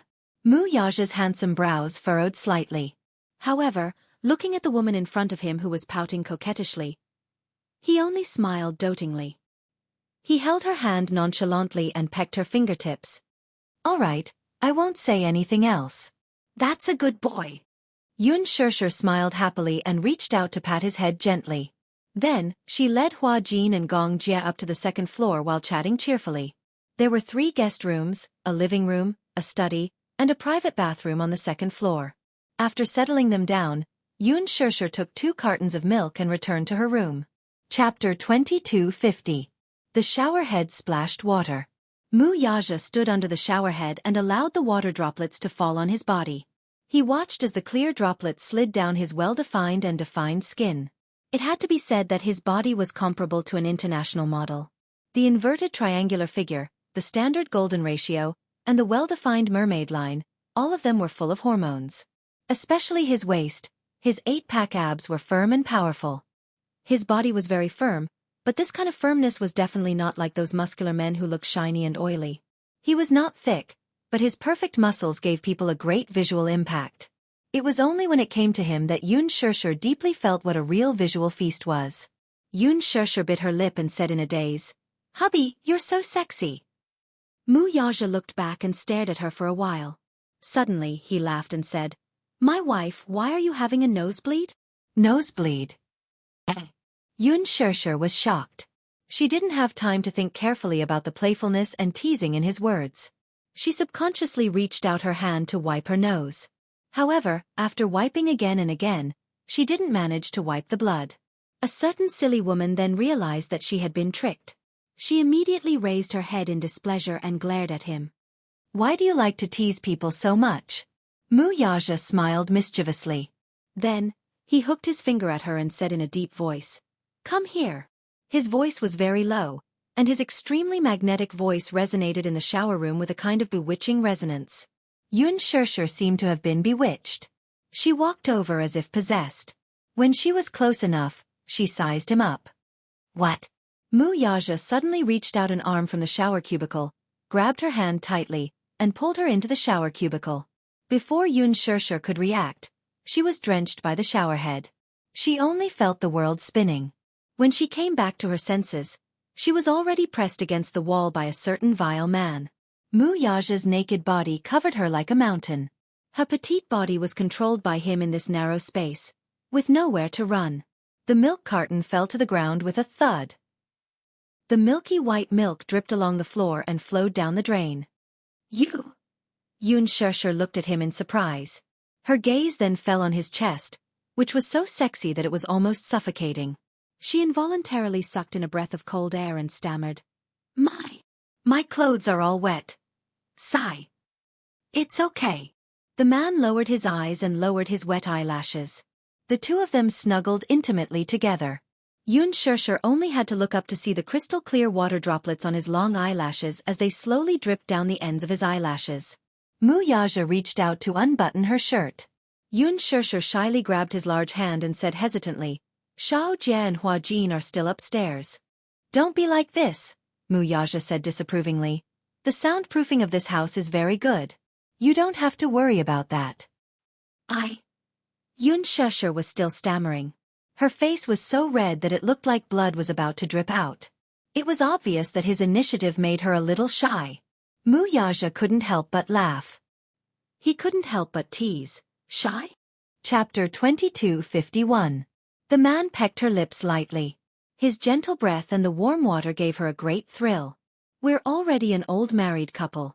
What's there to be shy about? Unexpectedly, this sentence made Yun Shirshir blush even more. She couldn't be any more embarrassed. Old married couple, she muttered unhappily. Who's an old married couple with you? The wedding hadn't even been held yet. They could only be considered newlyweds. In the end, this man had jumped to the old married couple mode. However, Mu Yaja ignored her small mutterings. Like an evil demon king, he gently and patiently enticed her. "Don't tell me you don't want me?" His voice was so low and bewitching that Yun Shirshir bit her lip, but she didn't dare to act rashly. Their bodies were so close together that she quickly felt the subtle changes in his body. Sensing this change, she was shocked again. She stared at him with her eyes wide open, not knowing what to do. "Look," Mu Yaja said. "It's already in high spirits because of you." Yun Shirshir felt wronged. She quibbled. "I didn't do anything." "However," Mu Yaja said, "little thing, you didn't do anything, but you're already damned tempting." He suddenly hugged her, his large palm holding her little hand gently. Then he said bewitchingly, "Touch, touch." Yun Shirshir's eyes widened instantly. Like a frightened rabbit, she looked helpless and didn't know where to place her hands. Touch there? She had never touched there with her hands before. Actually, she was very curious deep down. She didn't know how it felt to touch that place, but she felt that such an action was a little obscene and lascivious. Being restrained by such thoughts, she didn't dare to overstep this step. "You don't dare?" Seeing how shy she was, Mu Yaja couldn't help but smile. Then, he grabbed her hand and slowly explored that unknown and mysterious place. Once his fingertips touched that scalding heat, Yun Shirshir screamed and tried to withdraw her hand, but he held it firmly. "What happened?" So hot." Yun Shirshir blushed as she described, "It feels so hot that I can't hold it." "Idiot," Mu Yaja complained. Just as he was about to continue, Yun Shirshir stopped him and said, "Don't move." I can do it myself." Mu Yaja let go of her hand. Yun Shirshir continued this action that made people blush and their hearts race. Her hands were very small and very white, but they were as smooth as jade and as fine as silk. Some people's hands were naturally beautiful, and her hands were one of them. They were as beautiful as a piece of art. Because of her touch, he was extremely aroused. Very quickly, a numbing current flashed across his waist. In his impulse, he couldn't wait to take her directly. However, he was worried that this would scare her. Hence, he had to grit his teeth and restrain himself as he waited for her next move. At this time, she was already sweating profusely, and the clothes on her body were all wet from the shower. She could no longer tell whether the wet patch on her back was sweat or hot water from the shower. Chapter 2252. The domineering and mesmerizing kiss was like a mellow wine, intoxicating her to the point where her head felt light and her feet felt light. The man in front of her was handsome and languid, exuding a bewitching aura from head to toe. He was simply irresistibly charming. She hated herself for being so disappointing, and her throat moved a little. This subtle movement was noticed by him, and a playful smile appeared on his face. Yun Shirshir lowered her eyes and blinked shyly. The man murmured lazily as he breathed into her ear. She complained, "You eat so much usually, but I don't see you gaining any weight." The man's low and magnetic voice rang in her ear. "Idiot, this is my physique." His hot breath brushed against her ear. Just like that, he patiently guided her slowly. Even though it was a little reckless, at least she understood the gist of it. She raised her head and glared at him, feeling a little annoyed. Yun Shirshir's eyelids twitched for a while. Her mind was in a mess, so much so that her movements lost their rhythm and became hurried. She bit her lip in embarrassment. The more she thought about it, the more embarrassed she felt. So much so that she was not paying attention. The man suddenly grabbed her hand tightly. Shirshir. What's wrong?" The man tugged on her earlobe and deliberately hurt her. He chided in dissatisfaction. "You're so clumsy." "Humph, I'll cripple you if you continue to talk nonsense." "You dare?" "Do you think I dare?" "Huh. You dare to do that?" "So what? Who's afraid of who?" The man could not help but smile as a playful look flashed past his eyes. He suddenly grabbed her chin and kissed her. Pressing his lips against hers, he said casually, "Stubborn little idiot." He was no longer passive and took the initiative to attack. Mu Yaja pulled her shoulders and turned her back to him, aggressively occupying her from behind. Her body trembled, and the coquettish blush on her face flew all the way to the tip of her ears. This look was simply too adorable. The smile in his eyes deepened. After it was over, Mu Yaja carried her to the bed, covered her with a blanket, and held her in his arms. However, The hands of the woman in his arms were restlessly climbing up and down his body. Mu Yaja grabbed her hand unhappily and asked sternly, "What are you doing?" Yun Shirshir plucked up her courage and said, "I just want to try how your abs feel." Mu Yaja's face turned green. "Can't I just touch it?" Yun Shirshir's curiosity was overflowing. She acted coquettishly and kissed him to please him. "Just satisfy my curiosity." "No." The man refused mercilessly. Yun Shirshir pouted and complained, "You're so heartless. Why did you let me touch you when you were feeling comfortable? Why are you not letting me touch you now? Stingy." "Humph." Mu Yaja ignored her and held her hand firmly, refusing to let her have her way. Since he refused to let her, her rebellious heart rose and she reached out to touch him. However, the moment she reached out, the man turned around and avoided her touch, unwilling to let her touch him. Yun Shirshir began to attack him without restraint. She pushed and punched him, and the two of them started to mess around under the blanket, pushing and shoving each other.